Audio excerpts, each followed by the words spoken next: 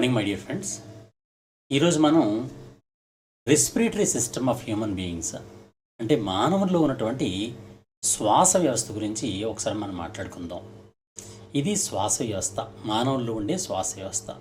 ఈ శ్వాస వ్యవస్థ ఏ విధంగా పనిచేస్తుంది, ఏ విధమైనటువంటి ఆకారం ఉంటుంది, ఏ విధమైనటువంటి నిర్మాణాన్ని కలిగి ఉంటుంది, ఏ విధమైన పని చేస్తుంది, అసలు ఎందుకోసం పనిచేస్తూ ఉంటుంది, ఏంటి దాని విధులు అనే విషయాల మీద చాలాసార్లు అనేకమైనటువంటి ఎగ్జామ్స్లో క్వశ్చన్స్ రావడం జరిగింది. అసలు ఏ విధమైనటువంటి క్వశ్చన్లు వచ్చాయి, భవిష్యత్తులో ఏ విధమైన క్వశ్చన్లు ఈ ఎగ్జామ్స్లో రావడానికి అవకాశం ఉంది అనేది ఒకసారి మనం చూద్దాం. దీనిలో మొట్టమొదట మనం చూడాల్సింది ఏంటంటే ఈ బ్రీతింగ్ ఆర్ ఈ రెస్పిరేషన్లో ప్రధానంగా రెండు కార్యక్రమాలు ఉంటాయి. Those are the inhalation and exhalation. Inhalation and exhalation. For example, if you see that the breathing involves gaseous exchange through inhalation and exhalation. ఈ బ్రీతింగ్ అంటే అర్థం ఏంటి అంటే శ్వాస తీసుకోవడం అంటే అర్థం ఏంటంటే రెండు క్రియలు ఉంటాయి. ఆ రెండు క్రియల్లో ఒకదాన్ని ఇన్హిలేషన్ అని, ఇంకో దాన్ని ఎక్సిలేషన్ అని పిలుస్తారు. ఇన్హలేషన్ లేదా దీన్ని ఉచ్ఛ్వాసము అని పిలుస్తారు తెలుగులో, ఉచ్ఛ్వాసము. అలాగే ఎక్సలేషన్ లేదా దీన్ని నిశ్వాసము అంటారు. అంటే గాలి లోపలికి పీల్చుకోవడాన్ని, శరీరం లోపలికి, బయట నుంచి శరీరం లోపలికి గాలిని పీల్చుకోవడాన్ని ఉచ్ఛ్వాసము లేదా ఇన్హలేషన్ అంటారు. ఆ లోపల ఉన్న ఎయిర్ని బయటకు విడిచిపెట్టడం, ఈ విడిచిపెట్టడాన్ని నిశ్వాసము లేదా ఎక్సలేషన్ అని పిలుస్తారు అన్నమాట. Human respiratory system is a network of organs and tissues that help us breathe. The primary function of this system is to introduce oxygen into the body and expel carbon dioxide from the body. జనరల్గా మనం ఏదైనా పని చేయాలి అంటే దానికి energy కావాలి, శక్తి, energy. ఈ energy మనకి ఎక్కడ తయారవుతుంది అంటే మన బాడీ లోపల అనేకమైనటువంటి చిన్న చిన్న సెల్స్ ఉంటాయి. ప్రతి జీవికి కూడా కణాలోని భాగాలు ఉంటాయి. కణాలు, CELL సెల్ లేదా కణము అని అంటారు. ఈ కణం చుట్టూ ప్లాస్మా త్వచము అనే భాగం ఉండి లోపల ద్రవపదార్థం ఉంటుంది. దాన్ని సైటోప్లాజం అని పిలుస్తారు. ఈ సైటోప్లాజంకి లోపల అనేకమైన చిన్న చిన్న అంగాలు ఉంటాయి. వాటిని ఏమంటారంటే సెల్ ఆర్గనెల్లే లేదా కణాంగాలు అని పిలుస్తారు. ఈ సెల్ ఆర్గనెల్లో ఒక ప్రధానమైనటువంటి సెల్ ఆర్గనెల్లే ఏంటి అంటే న్యూక్లియస్ అంటే కేంద్రకము. ఈ విధంగా సాధారణంగా ఈ కణానికి మధ్య భాగంలో కేంద్రకము అనే భాగం ఉంటుంది. దీనిలో క్రొమాటిన్ పదార్థము అనే భాగం ఉంటుందన్నమాట. ఈ విధంగా ఉంటుంది. అంతేకాకుండా ఈ లోపల భాగంలో అంటే సైటోప్లాజం లోపల అనేకమైన చిన్న చిన్న భాగాలు ఉంటాయి. ఆ భాగాల్లో ఒకానొకమైనటువంటి సెల్ ఆర్గనెల్ ఏంటి అంటే మైటోకాండ్రియా. ఆ మైటోకాండ్రియా ఎలా ఉంటుందంటే ఇప్పుడు నేను డయాగ్రామ్ వేస్తున్నట్టుగా ఉంటుందన్నమాట. మైటోకాండ్రియా అనేది ఈ విధంగా ఉంటుంది. ఫర్ ఎగ్జాంపుల్ ఒక మైటోకాండ్రియాని తీసుకొని చూస్తే ఎలా కనిపిస్తుంది అంటే ఈ విధంగా కనిపిస్తుంది. అంటే కణం లోపల సైటోప్లాజం లోపల ఉన్నటువంటి మైటోకాండ్రియా అనమాట.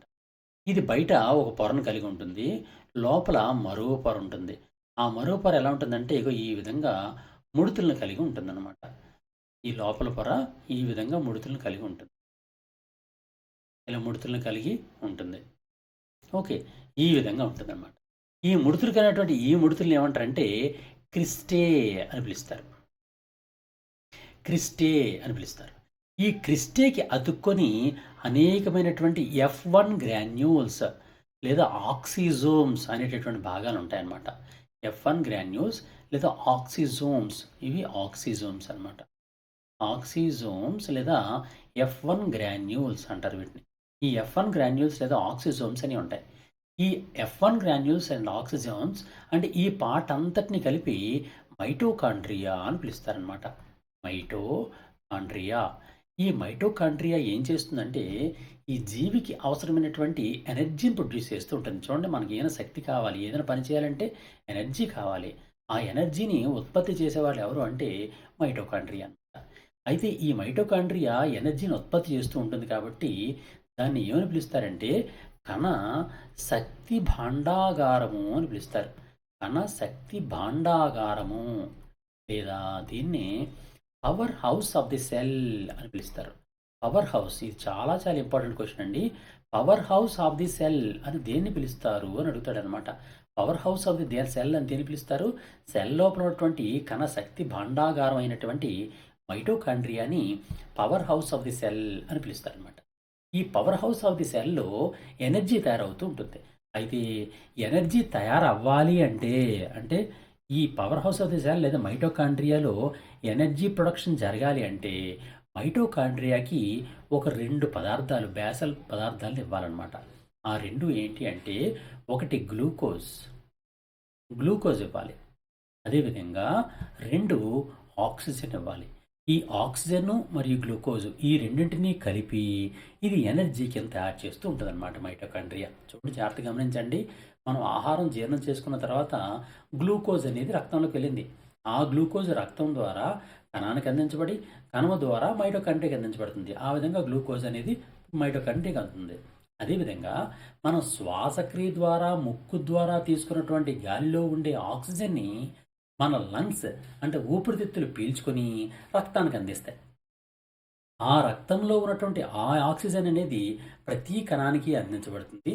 ఆ కణము ద్వారా ఈ మైటోకాండ్రియాకి ఆ ఆక్సిజన్ అనేది అందుతుందన్నమాట. ఆ విధంగా రక్తం ద్వారా గ్లూకోజు మరియు ఆక్సిజన్ కూడా అందుకొని ఈ గ్లూకోజ్ని ఆక్సిజన్ని ప్రత్యేకమైనటువంటి క్రియల్లోకి లోనికి చేసి మైటోకాండ్రియా అనేది మనకు కావలసినటువంటి ఎనర్జీ అంటే శక్తిని తయారు చేస్తూ ఉంటుందన్నమాట. శక్తి అనే దానికి ఒక రసాయనిక ఫార్ములా ఒకటి ఉంటుంది. అది ఏంటి అంటే ఆ శక్తిని ఏమని పిలుస్తారంటే ఏటీపీ అంటారనమాట. ఏటీపీ అనే దాని పూర్తి పేరు ఏంటి అంటే అడినోసిన్ ట్రైపాస్పేట్. మన శరీరంలో ఉన్నటువంటి శక్తి ఏ రూపంలో ఉంటుందండి? ఏటీపీ రూపంలో ఉంటుందన్నమాట. అంటే అడినోసిన్ ట్రైపాస్పేట్ రూపంలో ఉంటుంది. ఈ అడినోసిన్ ట్రైపాస్పేట్ అనే దాన్ని ఏమని పిలుస్తారంటే ఎనర్జీ కరెన్సీ అని పిలుస్తారు. మనకి ఇది కరెన్సీ లాంటిది అనమాట, మన డబ్బు లాంటిది. ఎలాంటి డబ్బు? ఎనర్జీ డబ్బు అనమాట. అందువల్ల దీన్ని ఎనర్జీ కరెన్సీ అని పిలుస్తారు. మానవ శరీరంలో ఎనర్జీ కరెన్సీ అని దేనిని పిలుస్తారు అంటే ఏటీపీ లేదా అడినోసిన్ ట్రైపాస్పేట్. ఈ అడినోసిన్ ట్రైపాస్పేటే మన శరీరంలో ఉన్నటువంటి ఎనర్జీ. ఈ ఎనర్జీని ఎవరు తయారు చేస్తారంటే మైటోకాండ్రియా తయారు చేస్తుంది. ఈ మైటోకాండ్రియా ఎనర్జీని తయారు చేయాలంటే దానికి కావాల్సిన పదార్థం ఏంటి? గ్లూకోజు మరియు ఆక్సిజన్. గ్లూకోజ్ దేని ద్వారా అవుతుంది? జీర్ణమైనటువంటి ఆహారం తీసుకున్నటువంటి రక్తం ఈ గ్లూకోజ్ని కణము ద్వారా మైటోకాండ్రియాకి అందిస్తుంది. మరి ఆక్సిజన్ ఎలా ఉంటుంది? ముక్కు ద్వారా తీసుకున్నటువంటి గాలిని లంగ్స్ తీసుకొని ఊపిరితిత్తులు తీసుకొని ఆ ఊపిరితిత్తులు అనేవి ఆక్సిజన్ని రక్తంలోకి పంపిస్తాయి. ఆ విధంగా రక్తంలోకి వచ్చినటువంటి ఆక్సిజన్ కణము దగ్గరికి వచ్చి కణము ద్వారా మైటోకాండ్రియాకి అందించబడుతూ ఉంటుందన్నమాట. ఇక్కడ మనకు కావాల్సిన పాయింట్ ఏంటి అంటే శ్వాసక్రియ యొక్క ఉపయోగం ఏంటి? ఆక్సిజన్ని మైటోకాండ్రియాకి అందించడము. అదేవిధంగా ఈ ఎనర్జీ తయారవుతున్నప్పుడు ఈ ఆక్సిజన్ వినియోగించబడి కార్బన్ డైఆక్సైడ్ అనేది ఉత్పత్తి అవుతుంటుంది అనమాట. కార్బన్ డైఆక్సైడ్ అనేది ప్రొడక్షన్ జరుగుతూ ఉంటుంది. ఎనర్జీతో పాటు కార్బన్ డైఆక్సైడ్ ప్రొడక్షన్ కూడా జరుగుతుంది. మరి ఈ కార్బన్ డైఆక్సైడ్ అనేది మన శరీరానికి ప్రమాదకరం. అందువల్ల ఈ కార్బన్ డైఆక్సైడ్ మనం ఏం చేయాలి? శరీరం నుంచి బయటకు పంపించాలి. ఈ విధంగా బయటకు పంపించడానికి మైటోకాండ్రియా నుంచి కణం లోపలికి, కణం లోపల నుంచి రక్తం లోపలికి, రక్తము నుంచి ఊపిరితిత్తుల లోపలికి, ఊపిరితిత్తుల ద్వారా ముక్కు ద్వారా బయటకు కార్బన్ డైఆక్సైడ్ పంపించాలి. ఆ విధంగా రెస్పిరేషన్ లేదా శ్వాసక్రియ యొక్క ప్రధానమైనటువంటి లక్ష్యం ఏంటి అంటే శరీరానికి అవసరమైనటువంటి ఆక్సిజన్ని ఇవ్వడము, శరీరంలో ఉత్పత్తి అయినటువంటి కార్బన్ డైఆక్సైడ్ బయటికి విడిచిపెట్టడము అని ఈ 2 పనులతో శ్వాసక్రియ అనేది పనిచేస్తూ ఉంటుంది. ఇది మనకి బ్రాడ్గా మనం తెలుసుకోవాల్సినటువంటి ప్రధానమైనటువంటి బేసిక్ ఇన్ఫర్మేషన్. దీని తర్వాత ఇప్పుడు మనం ప్రిలిమినరీ యానిమల్స్ అంటే బేసిక్ యానిమల్స్ నుంచి ఏ విధంగా రెస్పిరేషన్ చేస్తున్నాయి. ఇప్పుడు నేను ఇందాక చెప్పినట్టుగా కణం లోపల శక్తి తయారవడం అనేది కేవలం మనుషులకు మాత్రమే కాదు, పురాతనమైనటువంటి అంటే ఆదిమైనటువంటి జీవుల దగ్గర నుంచి కూడా శక్తి కావాలి. ప్రతి జీవికి కూడా శక్తి కావాలి. ఆ శక్తి అనేది ఈ విధంగా తయారవుతుంటుంది. అందువల్ల ఆ విధంగా శక్తి తయారీ అవ్వాలి అంటే తప్పనిసరిగా దానికి ఆక్సిజన్ కావాలి అండ్ దాని శరీరంలో ఉత్పత్తి అయినటువంటి కార్బన్ డైఆక్సైడ్ని బయటికి పంపించబడాలి. ఆ విధమైనటువంటి దానికోసం ప్రతి జీవికి కూడా ప్రత్యేకంగా ఒక శ్వాస వ్యవస్థ అనేది ఉంటుందన్నమాట. ఇప్పుడు ఒక్కొక్క జీవిలో ఎటువంటి శ్వాస వ్యవస్థ ఉంటుంది అని చూద్దాం. మొట్టమొదట మనం యానిమల్ కింగ్డమ్లో ఉన్నటువంటి మొట్టమొదటి జీవి ఏంటి? ప్రోటోజోవా అని యానిమల్స్. ప్రోటోజోవా ఎగ్జాంపుల్ ఏంటండి? Amoeba, for example amoeba, paramecium, euglena, ఇవన్నీ కూడా ప్రోటోజోవా జీవులు. ప్రోటోజోవా జీవులన్నీ కూడా ఏకకణ జీవులు. ఫర్ ఎగ్జాంపుల్ ఒక అమీబా ఉందంటే ఇలా ఉంది. ఇలా ఉంటే దీని యొక్క శరీరం లోపల కార్బన్ డైఆక్సైడ్ ఎక్కువగా ఉత్పత్తి అయింది. కార్బన్ డైఆక్సైడ్ ఉంది. వాతావరణంలో అంటే అది చుట్టూ నివసిస్తున్నటువంటి నీటిలో ఆక్సిజన్ పర్సంటేజ్ ఎక్కువగా ఉంది. ఇప్పుడు అధికంగా ఉన్నటువంటి ఆక్సిజన్ అనేది శరీరం యొక్క బయట నుంచి అంటే నీటి నుంచి శరీరం లోపలకు, అధికంగా ఉన్నటువంటి కార్బన్ డైఆక్సైడ్ శరీరం లోపల నుంచి బయటకు అంటే బయట నీటి లోపలికి డిఫ్యూజన్ లేదా వ్యాపనము అనే క్రియ ద్వారా రవాణా జరుగుతూ ఉంటుందన్నమాట. ఆ విధంగా ప్రోటోజోవా జీవుల్లో అంటే ఆదిమమైనటువంటి జీవుల్లో లేదా ఏకకణ జీవుల్లో శ్వాసక్రియ అనేది వ్యాపనము లేదా డిఫ్యూజన్ అనే క్రియ ద్వారా జరుగుతుంది. ఇది మీరు తెలుసుకోవాల్సిన ఫస్ట్ పాయింట్. దాని తర్వాత మనం గుర్తుంచుకోవాల్సిన అంశం ఏంటి అని అంటే పోరిఫెరా. అంటే ప్రోటోజోవా తర్వాత పోరిఫెరా తర్వాత సీలెంటరేటా తర్వాత ప్లాటిహెల్మింథెస్, నిమాటిహెల్మింథెస్.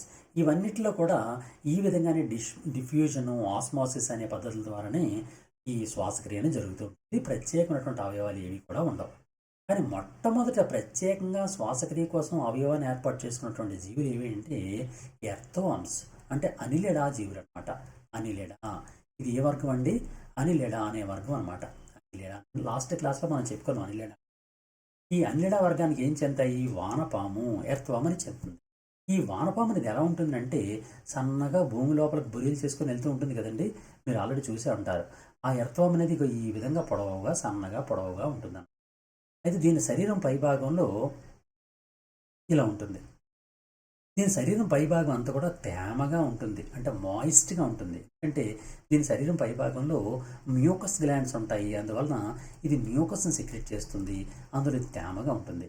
ఈ తేమగా ఉన్నటువంటి ఈ ద్రవ పదార్థం లోపలికి అంటే ఈ మ్యూకస్ లోపలికి వాతావరణంలో ఉన్నటువంటి ఆక్సిజన్ అనేది కరుగుతుంది. కరిగి ఈ తేమగా ఉన్నటువంటి భాగం లోపలికి ఆక్సిజన్ కరిగి ఇది ఆక్సిజనేటెడ్ అవుతుందన్నమాట. ఈ చర్మానికి దిగువ భాగంలోనే దీనికి రక్తం అనేది ప్రవహిస్తూ ఉంటుంది. ఈ రక్తం లోపలికి ఈ ఆక్సిజన్ ఏదైతే తేమగా ఉన్నటువంటి చర్మం ద్వారా వచ్చిందో ఆ ఆక్సిజన్ అనేది వ్యాపన ప్రక్రియ ద్వారా లోపలికి చేరుతూ ఉంటుంది అనమాట. ఈ విధంగా దీనిలో స్కిన్ అంటే మాయిస్ట్ క్యూటికల్ లేదా చర్మం, స్కిన్ అనేది ఈ ఎర్త్వార్మ్స్లో శ్వాసక్రియగా ఉపయోగపడుతూ ఉంటుంది. ఈ విధంగా చర్మము ద్వారా జరిగే శ్వాసక్రియని క్యూటేనియస్ రెస్పిరేషన్ అని పిలుస్తారు. క్యూటేనియస్ రెస్పిరేషన్ అంటే అర్థం ఏంటండి? చర్మము ద్వారా జరిగే శ్వాసక్రియ. ఉదాహరణ ఎర్త్వార్మ్ లేదా వానపాము. ఓకే, ఇది గుర్తుంచుకోండి. వానపాము లేదా ఎర్త్వార్మ్ అనేది చర్మం ద్వారా శ్వాసక్రియ చేసుకుంటూ ఉంటుంది. ఇది అనిలిడా జీవులు. దాని తర్వాత మోస్ట్ ఆక్వాటిక్ ఆర్థ్రోపోడ్ గురించి మాట్లాడుకుందాం. ఆర్థ్రోపోడా అనిలిడా తర్వాత వర్గం ఏంటి? ఆర్థ్రోపోడా కదా. అందులో ఆర్థ్రోపోడాలో కూడా నీటిలో నివసించే జంతువులు ఉంటాయి. ఆ నీటిలో నివసించేటటువంటి ఆక్వాటిక్ ఆర్థ్రోపోడ్స్ అన్నీ కూడా ప్రత్యేకమైనటువంటి చిన్న చిన్న గిల్స్ లాంటి భాగాలు కలిగి ఉంటాయి. అంటే మొప్పలు లాంటి భాగాల్ని, అంటే చేపల్లో ఉన్నట్టు అంత అభివృద్ధి చెందిన మొప్పలు కాదు, కానీ చిన్నగా ఉన్నటువంటి చిన్న సైజులో ఉన్నటువంటి అభివృద్ధి చెందినటువంటి మొప్ప లాంటివి ఈ ఆక్వాటిక్ ఆర్థ్రోపోడ్స్ కలిగి ఉంటాయి. ఫర్ ఎగ్జాంపుల్ రొయ్యల లోపల ప్రత్యేకమైనటువంటి రొయ్యలు, ఈ రొయ్య లేదా ప్రాన్ అనేది ప్రత్యేకమైనటువంటి ఈ మొప్పలు లాంటి భాగాల్ని కలిగి ఉంటుంది. అలాగే భూమి మీద నివసించేటటువంటి ఇన్సెక్ట్స్ ఉంటాయి, కీటకాలు ఉంటాయి కదండి. ఈ కీటకాలు అనేవి సాధారణంగా ఏం కలిగి ఉంటాయి? ఈగ, దోమ, బొద్దింక, ఇవన్నీ కూడా ప్రత్యేకమైనటువంటి ఒక ప్రత్యేక వ్యవస్థను కలిగి ఉంటాయి. ఆ వ్యవస్థ ఎందుకు కలిగి ఉంటాయంటే ఈ జీవుల లోపల ఫర్ ఎగ్జాంపుల్ ఒక బొద్దింకని ఇలా కట్ చేసి చూసామంటే ఇలా కనిపిస్తూ ఉంటుంది. దీన్ని నిలువుగా శరీరాన్ని కట్ చేస్తే ఈ విధంగా కనిపిస్తుంది. దీని శరీరంలో 2 పైప్స్, పెద్ద పైప్స్ ఉండి లోపల భాగం అంతా కూడా బయటికి ఇలా ట్రాకియా అనేటటువంటి వాటి ద్వారా కనెక్ట్ అయి ఉంటుంది అనమాట. కనెక్ట్ అయ్యి డైరెక్ట్గా వాయువు అనేది, గాలి అనేది బయట నుంచి లోపలికి ప్రతి శరీర భాగాలు ఉన్నటువంటి ప్రతి కణానికి కూడా అందించబడుతూ ఉంటుంది. అంతేగాని రక్తం మాత్రం దీనిలో శ్వాసక్రియలో పాత్ర పోషించదు. ఎందువలంటే రక్తం అనేది ఈ బొద్దింక వంటి కీటకాలలో వైట్ కలర్లో ఉంటుంది, తెల్లని రంగులో ఉంటుంది. ఆ విధంగా రక్తం కాకుండా డైరెక్ట్గా శరీరానికి ప్రతి కణానికి కూడా ఆక్సిజన్ లేదా కార్బన్ డైఆక్సైడ్ బయట విడుదల చేయడం జరుగుతుంది. ఆ వ్యవస్థని ట్రాకియల్ సిస్టమ్ అని పిలుస్తారు. ట్రాకియల్ సిస్టమ్ లేదా తెలుగులో వాయునాళ వ్యవస్థ అంటారు. ఆ వాయునాళ వ్యవస్థ అనేది అన్ని కలిగి ఉంటుంది అన్నమాట. ఇక ట్రాకియల్ సిస్టమ్ అనేది కీటకాల్లో ఉంటుంది. అలాగే స్పైడర్స్ అంటే సాలెపురుగు, అలాగే స్కార్పియన్ అంటే తేలు, టిక్స్ అండ్ మైట్స్ చిన్న చిన్న వర్మ్స్ అనమాట. టిక్స్ అండ్ మైట్స్ ఇలాంటివన్నీ కూడా బుక్ లంగ్స్ అని కలిగి ఉంటాయి. బుక్ లంగ్స్ అంటే అర్థం ఏంటి అంటే పుస్తకం ఉంది కదండి, ఆ పుస్తకంలో ఉన్నటువంటి పేజీలు ఎలా ఉంటాయో ఆ విధంగానే ఇది కనిపిస్తుంటుంది అనమాట. అయితే గమనిస్తే దానిలో ఉన్నటువంటి లంగ్స్ ఎలా కనిపిస్తాయి అంటే పుస్తకాకారంలో కనిపిస్తాయి. అందువల్ల వీటిని ఏమంటారంటే పుస్తకాకార ఊపిరితిత్తులు అంటారు. అటువంటి పుస్తకాకార ఊపిరితిత్తుల ద్వారా సాలిపురుగులు, స్కార్పియన్స్ అంటే తేళ్ళు ఇలాంటివి శ్వాసక్రియ చేస్తూ ఉంటాయి అన్నమాట. అంతేకాకుండా ఆక్వాటిక్ మొలస్కన్స్ ఉంటాయి, మొలస్కా జీవులు. ఇవి టినీడియా అనే ప్రత్యేక గిల్స్ని కలిగి ఉంటాయి. Aquatic molluscans will respire with the ctenidia అనే గిల్స్ సహాయంతో, మొప్పల సహాయంతో ఆక్వాటిక్ మొలస్కన్స్ అంటే నీటిలో నివసించేటటువంటి జలచర మొలస్కా జీవులన్నీ కూడా నివసిస్తూ ఉంటాయి. అలాగే టెరెస్ట్రియల్ మొలస్కన్స్ అన్నీ కూడా ప్రత్యేకంగా పల్మనరీ శాక్ని అంటే లంగ్స్ లాంటిదే పల్మనరీ శాక్ని కలిగి ఉంటుంది. ఫర్ ఎగ్జాంపుల్ ఆల్చెప్పు ఉంటుంది. ఆల్చెప్పులో ప్రత్యేకమైనటువంటి పల్మనరీ శాక్ అంటే ఊపిరితిత్తు ఏర్పడడానికి అవసరమైనటువంటి ఊపిరితిత్తు లాంటిది ఒక చిన్న సంచి లాంటి భాగం ఏర్పడుతుంది అనమాట. అవి ఆదిమాని జీవులు కాబట్టి వాటిలో ఊపిరితిత్తు లాంటి చిన్న శ్వాసక్రియ చేసేటటువంటి ఒక సంచి లాంటి భాగం ఏర్పడుతుంది. దాన్ని పల్మనరీ శాక్ లేదా లంగ్ అని పిలుస్తారనమాట. ఆ విధంగా టెరెస్ట్రియల్ మొలస్కన్స్ లేదా భౌమికమైనటువంటి భూమి మీద నివసించేటటువంటి మొలస్కా జీవులన్నీ కూడా ఆ విధంగా శ్వాసక్రియ చేస్తాయి. Next one ఇకైనోడర్మస్. ఇకైనోడర్మా జీవులన్నీ కూడా సాధారణంగా డెర్మల్ బ్రాంకైతోని, ట్రూ ఫీట్తోని, రెస్పిరేటరీ ట్రీస్తోని శ్వాసక్రియ చేస్తూ ఉంటాయి అన్నమాట. డెర్మల్ బ్రాంకై ప్రత్యేకమైనటువంటి భాగాలు ఉంటాయి. డెర్మల్ బ్రాంకై అంటే చర్మం పై భాగాల్లోనే ఉంటాయి డెర్మల్ బ్రాంకై అనేవి. అలాగే లాస్ట్ టైం మనం చెప్పుకున్న ఇకైనోడర్మస్ గురించి. దానిలో వాటర్ వాస్కులర్ సిస్టమ్ ఉంటుంది. ఆ వాటర్ వాస్కులర్ సిస్టంలో భాగంగా కొన్ని ట్యూబ్ ఫీట్ కలిగి ఉంటుంది చెప్పుకున్నాం. ఇది ట్యూబ్ ఫీట్ అంటే ఒక ట్యూబుల్లా ఉన్నటువంటి ఫీట్ అనమాట. ఈ ఫీట్ సహాయంతో ఈ స్టార్ ఫిష్ ఉంది కదండి, స్టార్ ఫిష్ సముద్ర నక్షత్రం, ఆ సముద్ర నక్షత్రం అనేది స్టార్ ఫిష్ లేదా సముద్ర నక్షత్రం అనేది ట్యూబ్ ఫీట్తో శ్వాసక్రియ చేస్తూ ఉంటుంది. అలాగే ఇంకోటి కూడా చెప్పాను నేను, సీ కుకుంబర్స్ అని చెప్పాను. సీ కుకుంబర్స్ అంటే సముద్రపు దోసకాయలు అని చెప్పాను. ఈ సముద్రపు దోసకాయలు అనేవి ఇకైనోడర్మాకి చెందుతాయి. ఇవి రెస్పిరేటరీ ట్రీస్ని కలిగి ఉంటాయి. రెస్పిరేటరీ ట్రీస్ అంటే దానికి ప్రత్యేకంగా అవస్కరము అనే ఒక భాగం ఉంటుంది, క్లోయిక. ఆ క్లోయికాలో ఒక ప్రత్యేకమైనటువంటి చెట్లు ఆకారంలో ఉన్నటువంటి కొన్ని భాగాలు ఉంటాయి అన్నమాట. ఆ చెట్టు ఆకారంలో కనిపిస్తుంటాయి. అందువల్ల వాటిని రెస్పిరేటరీ ట్రీస్ అంటారు. అలాంటి రెస్పిరేటరీ ట్రీస్ సహాయంతో ఇవి శ్వాసక్రియ చేస్తూ ఉంటాయి. ఎగ్జాంపుల్ సీ కుకుంబర్స్ అనమాట. ఇప్పుడు ఇవి అన్నీ కూడా అభివృద్ధి చెందలేనటువంటి అకశేరుక జీవులు. ఇప్పుడు సకశేరుక జీవుల్లోకి వద్దాం. సకశేరుక జీవుల్లో మొట్టమొదలైనటువంటి ఫిషెస్. ఈ ఫిషెస్ అన్నీ కూడా గిల్స్ సహాయంతో శ్వాసక్రియ చేస్తూ ఉంటాయి. ఫర్ ఎగ్జాంపుల్ ఒక చేప ఇలా ఉందనుకోండి, ఒక చేప ఈ విధంగా కనిపిస్తూ ఉంటుంది. ఒక చేప ఇలా ఉంది. ఈ చేప అనేది దానికి వాజాలు ఇవి ఇలా ఉంటాయి. పైన కూడా పృష్ఠవాజము అనే భాగం, శ్రోణి వాజాలు అనే భాగాలు ఉంటాయి. ఇప్పుడు ఇక్కడ ఒక కన్ను ఉంటుంది, ఇలా కన్ను ఉంటుంది.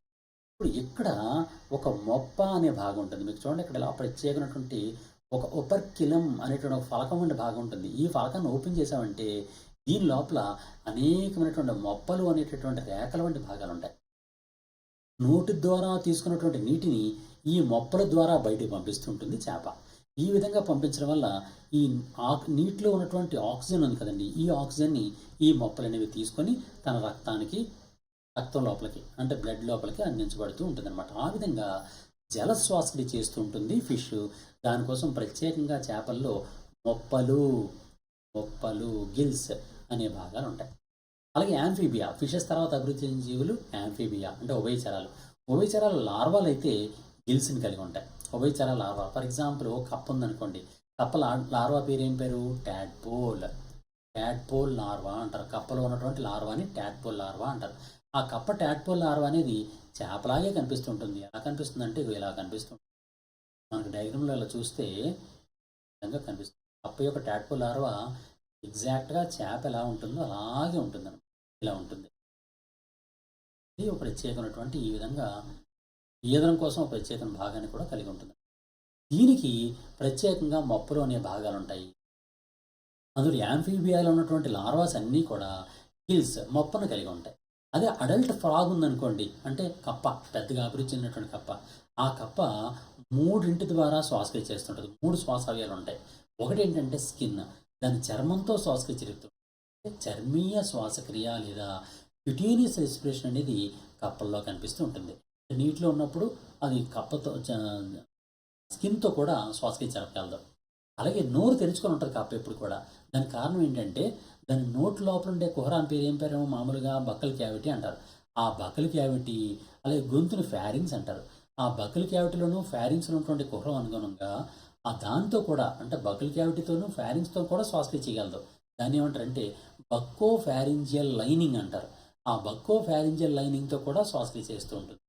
అది కాకుండా లంగ్స్తో కూడా ఊపిరితిత్తులతో కూడా శ్వాసక్రియ చేస్తూ ఉంటుంది. ఊపిరితిత్తులు ప్రత్యేకమైనటువంటి ఊపిరితిత్తులు అనే భాగాలు మొట్టమొదటి ఎవరిలో ఏర్పడ్డాయి? యాంఫీబియన్స్లో ఏర్పడ్డాయి. యాంఫీబియా ఉభయచరాలు. ఉభయచరాల్లోనే మొట్టమొదటిసారిగా ఊపిరితిత్తులు అనే భాగాలు కనిపిస్తాయి. ఇవి ఒక్క ఊపిరితిత్తులతోనే కాదు, స్కిన్తోని, బక్కోఫారింజియల్ లంగ్స్తోని, అదే బక్కోఫారింజియల్ లైనింగ్తోని, అలాగే లంగ్స్తో కూడా శ్వాసక్రియ చేయడం జరుగుతుంటారు. స్కిన్తో జరిగే శ్వాసక్రియని ఏమని పిలుస్తారండి? క్యుటేనియస్ రెస్పిరేషన్ అంటారు. ఆల్రెడీ చెప్పుకున్నాం మనం. అలాగే దీన్ని బక్కోఫారింజియల్ రెస్పిరేషన్ అంటారు. అలాగే ఊపిరితిత్తులతో జరిగే శ్వాసక్రియని ఏమంటారు? పల్మనరీ రెస్పిరేషన్ అంటారు. Pulmonary respiration. మనుషుల్లో కూడా పల్మనరీ రెస్పిరేషన్ జరుగుతుంది. ఏ జీవులైనా ఊపిరితిత్తులతో శ్వాసక్రియ చేస్తే దాన్ని పల్మనరీ రెస్పిరేషన్ అని పిలుస్తారు. దాని తెలుగులో పుప్పుస శ్వాసక్రియ అని పిలుస్తారు. పుప్పుస శ్వాసక్రియ లేదా పల్మనరీ రెస్పిరేషన్ అంటారు. అలాగే ఇప్పుడు యాంఫీబియా అయిపోయింది కదండి. Next reptiles. ఫర్ ఎగ్జాంపుల్ బల్లి, తొండ, పాము, ఇవన్నీ కూడా రెప్టైల్స్. అలాగే బర్డ్స్, అలాగే మ్యామల్స్. బర్డ్స్ అంటే పక్షులు, మ్యామల్స్ అంటే క్షీరదాలు. ఇవన్నీ కూడా ప్రత్యేకమైనటువంటి లంగ్స్ అనే భాగాలు, కేవలం లంగ్స్, ఊపిరితిత్తులు అనే భాగాలను మాత్రమే కలిగి ఉంటాయి. ఊపిరితిత్తులు అంటే ఏ శ్వాసక్రియ అంటే ఊపిరితిత్తుల్లో జరిగే శ్వాసక్రియని ఏమంటాం? పుప్పుస శ్వాసక్రియ లేదా పల్మనరీ రెస్పిరేషన్ అనే దాంతో చేస్తూ ఉంటాయి అన్నమాట. ఇది వేరువేరు యానిమల్స్, వాటి రెస్పిరేటరీ ఆర్గన్స్ అనమాట. సరే, ఈ విధంగా స్కిన్తో కొన్ని చేస్తుంటాయి, గిల్స్తో కొన్ని చేస్తుంటాయి, లంగ్స్తో కొన్ని చేస్తుంటాయి. స్పైరికల్స్ అనేవి చిన్న చిన్న రంధ్రాల సహాయంతో కొన్ని బుద్ధింకలు అంటే చేస్తుంటాయి. ఇలా శ్వాసక్రియ అవయవాలు జరుగుతుంటాయి. ఇప్పుడు మనం ఏం చేద్దామంటే ఇప్పుడు హ్యూమన్ బీయింగ్స్ దగ్గర రండి. హ్యూమన్ బీయింగ్స్ మనుషుల లోపల ఏ విధంగా శ్వాస వ్యవస్థ అనేది ఉంటుంది, అది ఏ విధంగా అభివృద్ధి చెంది ఉంటుంది అనేది ఒకసారి మనం మాట్లాడుతాం. ఇప్పుడు చూడండి, ఇప్పుడు ఈ పాయింట్ చెప్పిన తర్వాత అప్పుడు మళ్ళీ దానిలోకి వెళ్దామండి. ఇక్కడ ఈ point respiration in animals. For example చూడండి, ఫస్ట్ డయాగ్రామ్లో అమీబా ఉంది. అమీబాలు ఎలా జరుగుతుందో రెస్పిరేషన్ డిఫ్యూజన్ ద్వారా జరుగుతుంది. నెక్స్ట్ రెస్పిరేషన్ ఇన్ ఫిషెస్లో ఎలా జరుగుతుంది? గిల్ ఆర్చెస్ ద్వారా జరుగుతుంది. అలాగే ఇదో ఎర్త్వామ్స్లో ఎలా జరుగుతుంది? క్యుటేనియస్ రెస్పిరేషన్, అంటే గాలి అనేది చర్మం లోపలికి తీసుకొస్తుంది. అలాగే చర్మం నుంచి కార్బన్ డైఆక్సైడ్ బయటకు జరుగుతూ ఉంటుంది. ఈ విధంగా క్యుటేనియస్ రెస్పిరేషన్. అలాగే కప్పలో అయితే ఒకటి స్కిన్ ద్వారా జరుగుతుంటుంది, 2 బక్కోఫారింజియల్ లైనింగ్ ద్వారా జరుగుతుంటుంది, అలాగే లంగ్స్ ద్వారా కూడా జరుగుతుంది. అలాగే గిల్స్లో కూడా ఎక్స్టర్నల్ గిల్స్, ఇంటర్నల్ గిల్స్ అని 2 రకాలు ఉంటాయండి. ఎక్స్టర్నల్ గిల్స్ ద్వారా కొన్నిట్లో జరుగుతుంటుంది, ఇంటర్నల్ గిల్స్ ద్వారా కొన్ని. ఫర్ ఎగ్జాంపుల్ సాలమాండర్స్ అని యాంఫీబియన్స్లో కొన్ని జీవులు ఉంటాయి. సాలమాండర్ తెలుగులో కూడా సాలమాండర్ అంటారు. ఈ సాలమాండర్లు అన్నీ కూడా ఎక్స్టర్నల్ గిల్స్ని కలిగి ఉంటాయి. బాహ్య మొప్పలు అనేవి కలిగి ఉంటాయి. ఆ బాహ్య మొప్పల సహాయంతో ఈ సాలమాండర్ అనేటటువంటి జంతువులు శ్వాసక్రియ చేస్తూ ఉంటాయి అన్నమాట. అలాగే ఇప్పుడు తేలు ఉంటుంది. ఇక్కడ ఉంది కదండి, తేలు డయాగ్రామ్ వేసాం మనం. ఈ తేలు అనే దీనిలో బుక్ లంగ్స్ అనేవి ఉంటాయి, పుస్తకాకార ఊపిరితిత్తులు అనేవి శ్వాసక్రియ చేస్తుంది. అలాగే మిడత ఉంది, అంటే గ్రాస్ హోపర్ అంటుంది. ఈ గ్రాస్ హోపర్ కానీ లేదా బుద్ధింక అంటే బుద్ధింక కాక్రోచ్ అంటాం, కాక్రోచ్ కానీ లేదా మస్కిటో అంటే దోమ కానీ లేదా హౌస్ ఫ్లై ఈగ కానీ ఇవన్నీ ప్రత్యేకంగా ఒక ట్రాకిల్ సిస్టమ్ అనేటువంటి ఒక వ్యవస్థను కలిగి ఉంటాయి. దాని పేరు ఏం పేరండి? ట్రాకియల్ సిస్టమ్ లేదా వాయునాళ వ్యవస్థ అనే దాన్ని కలిగి ఉండి ప్రత్యేకంగా ఆ విధంగా శ్వాసక్రియ చేస్తూ ఉంటాను. ఓకే, ఇది మొత్తం ప్రపంచంలో ఉండే జీవులన్నీ చేసేటటువంటి శ్వాసక్రియలు. ఇప్పుడు అభివృద్ధి చెందిన జంతువులు ఉన్నాయి. ఆ అభివృద్ధి చెందిన జంతువులు ఎవరెవరు? క్షీరదాలు అంటే క్షీరదాలు కానీ అంటే మ్యామల్స్ కానీ లేకపోతే బర్డ్స్ అంటే ఏవ్స్ కానీ రెప్టైల్స్ కానీ ఈ మూడు కూడా లంగ్స్ ద్వారానే శ్వాసక్రియ చేస్తూ ఉంటాయి. ప్రత్యేకంగా లంగ్స్ ద్వారా జరిగే శ్వాసక్రియ ఏమంటాం? పల్మనరీ రెస్పిరేషన్ అంటారు అనమాట. ఈ విధంగా పల్మనరీ రెస్పిరేషన్ ద్వారా రెప్టీలియా, ఏవ్స్, మ్యామల్స్ కూడా శ్వాసక్రియ చేస్తూ ఉంటాయి. రెప్టీలియా అంటే తెలుగులో ఏమంటామండి? సరీసృపాలు అంటారు. ఏవ్స్ అంటే పక్షులు అంటారు. మ్యామల్స్ అంటే క్షీరదాలు. ఈ సరీసృపాలు కానీ ఏవ్స్ పక్షులు కానీ మ్యామల్స్ క్షీరదాలు కానీ ఇవన్నీ కూడా ఊపిరితిత్తులు అనే దాని ద్వారా శ్వాసక్రియ చేస్తుంటాయి.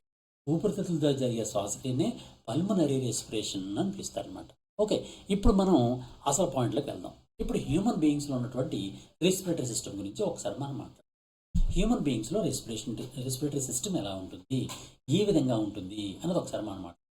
ఫర్ ఎగ్జాంపుల్ ఒక హ్యూమన్ బీయింగ్ ఉన్నాడు అనుకోండి. ఆ హ్యూమన్ బీయింగ్ అనేవాడు ఈ విధంగా ముక్కును కలిగి ఉంటాడు అనుకోండి. ఇప్పుడు వీడికి నోరు అనేది ఈ విధంగా నోరు అనేది. ఓకే, నెక్స్ట్ ఇక్కడ ఒక 2 గొట్టాలు ప్రారంభమవుతాయి. గొట్టం ఒక పెద్ద గొట్టం ఉంటుంది. ఓకే, ఇప్పుడు ఒక్కొక్క దాని నుంచి వివరించుకొని మనం మాట్లాడతాం. First human respiratory system parts. ఏ విధంగా పార్ట్స్ ఉంటాయి? The organs comes under respiratory system are the first one is nasal passage. For example ప్రతి మనిషికి కూడా ముక్కు ఉంటుంది కదండి, అంటే నాసిక. దీన్ని ఏమంటారంటే నాసిక అంటారు. మన సైన్స్లో ముక్కుని నాసిక, నోస్ అని పిలుస్తారు. నోస్. ఈ నోస్కి 2 రంధ్రాలు ఉంటాయి. వీటిని ఏమంటామంటే నాస్ట్రిల్స్ అని పిలుస్తారు. నాస్ట్రిల్స్ నాసికా రంధ్రాలు. ఈ నాసికా రంధ్రాలు 2 ఉంటాయి. ఈ 2 నాసికా రంధ్రాలు కూడా ముక్కు లోపలికి ఒక కుహరంలోకి తెరుచుకుంటాయి. ఇలా ఒక పెద్ద కుహరంలోకి తెరుచుకుంటాయి.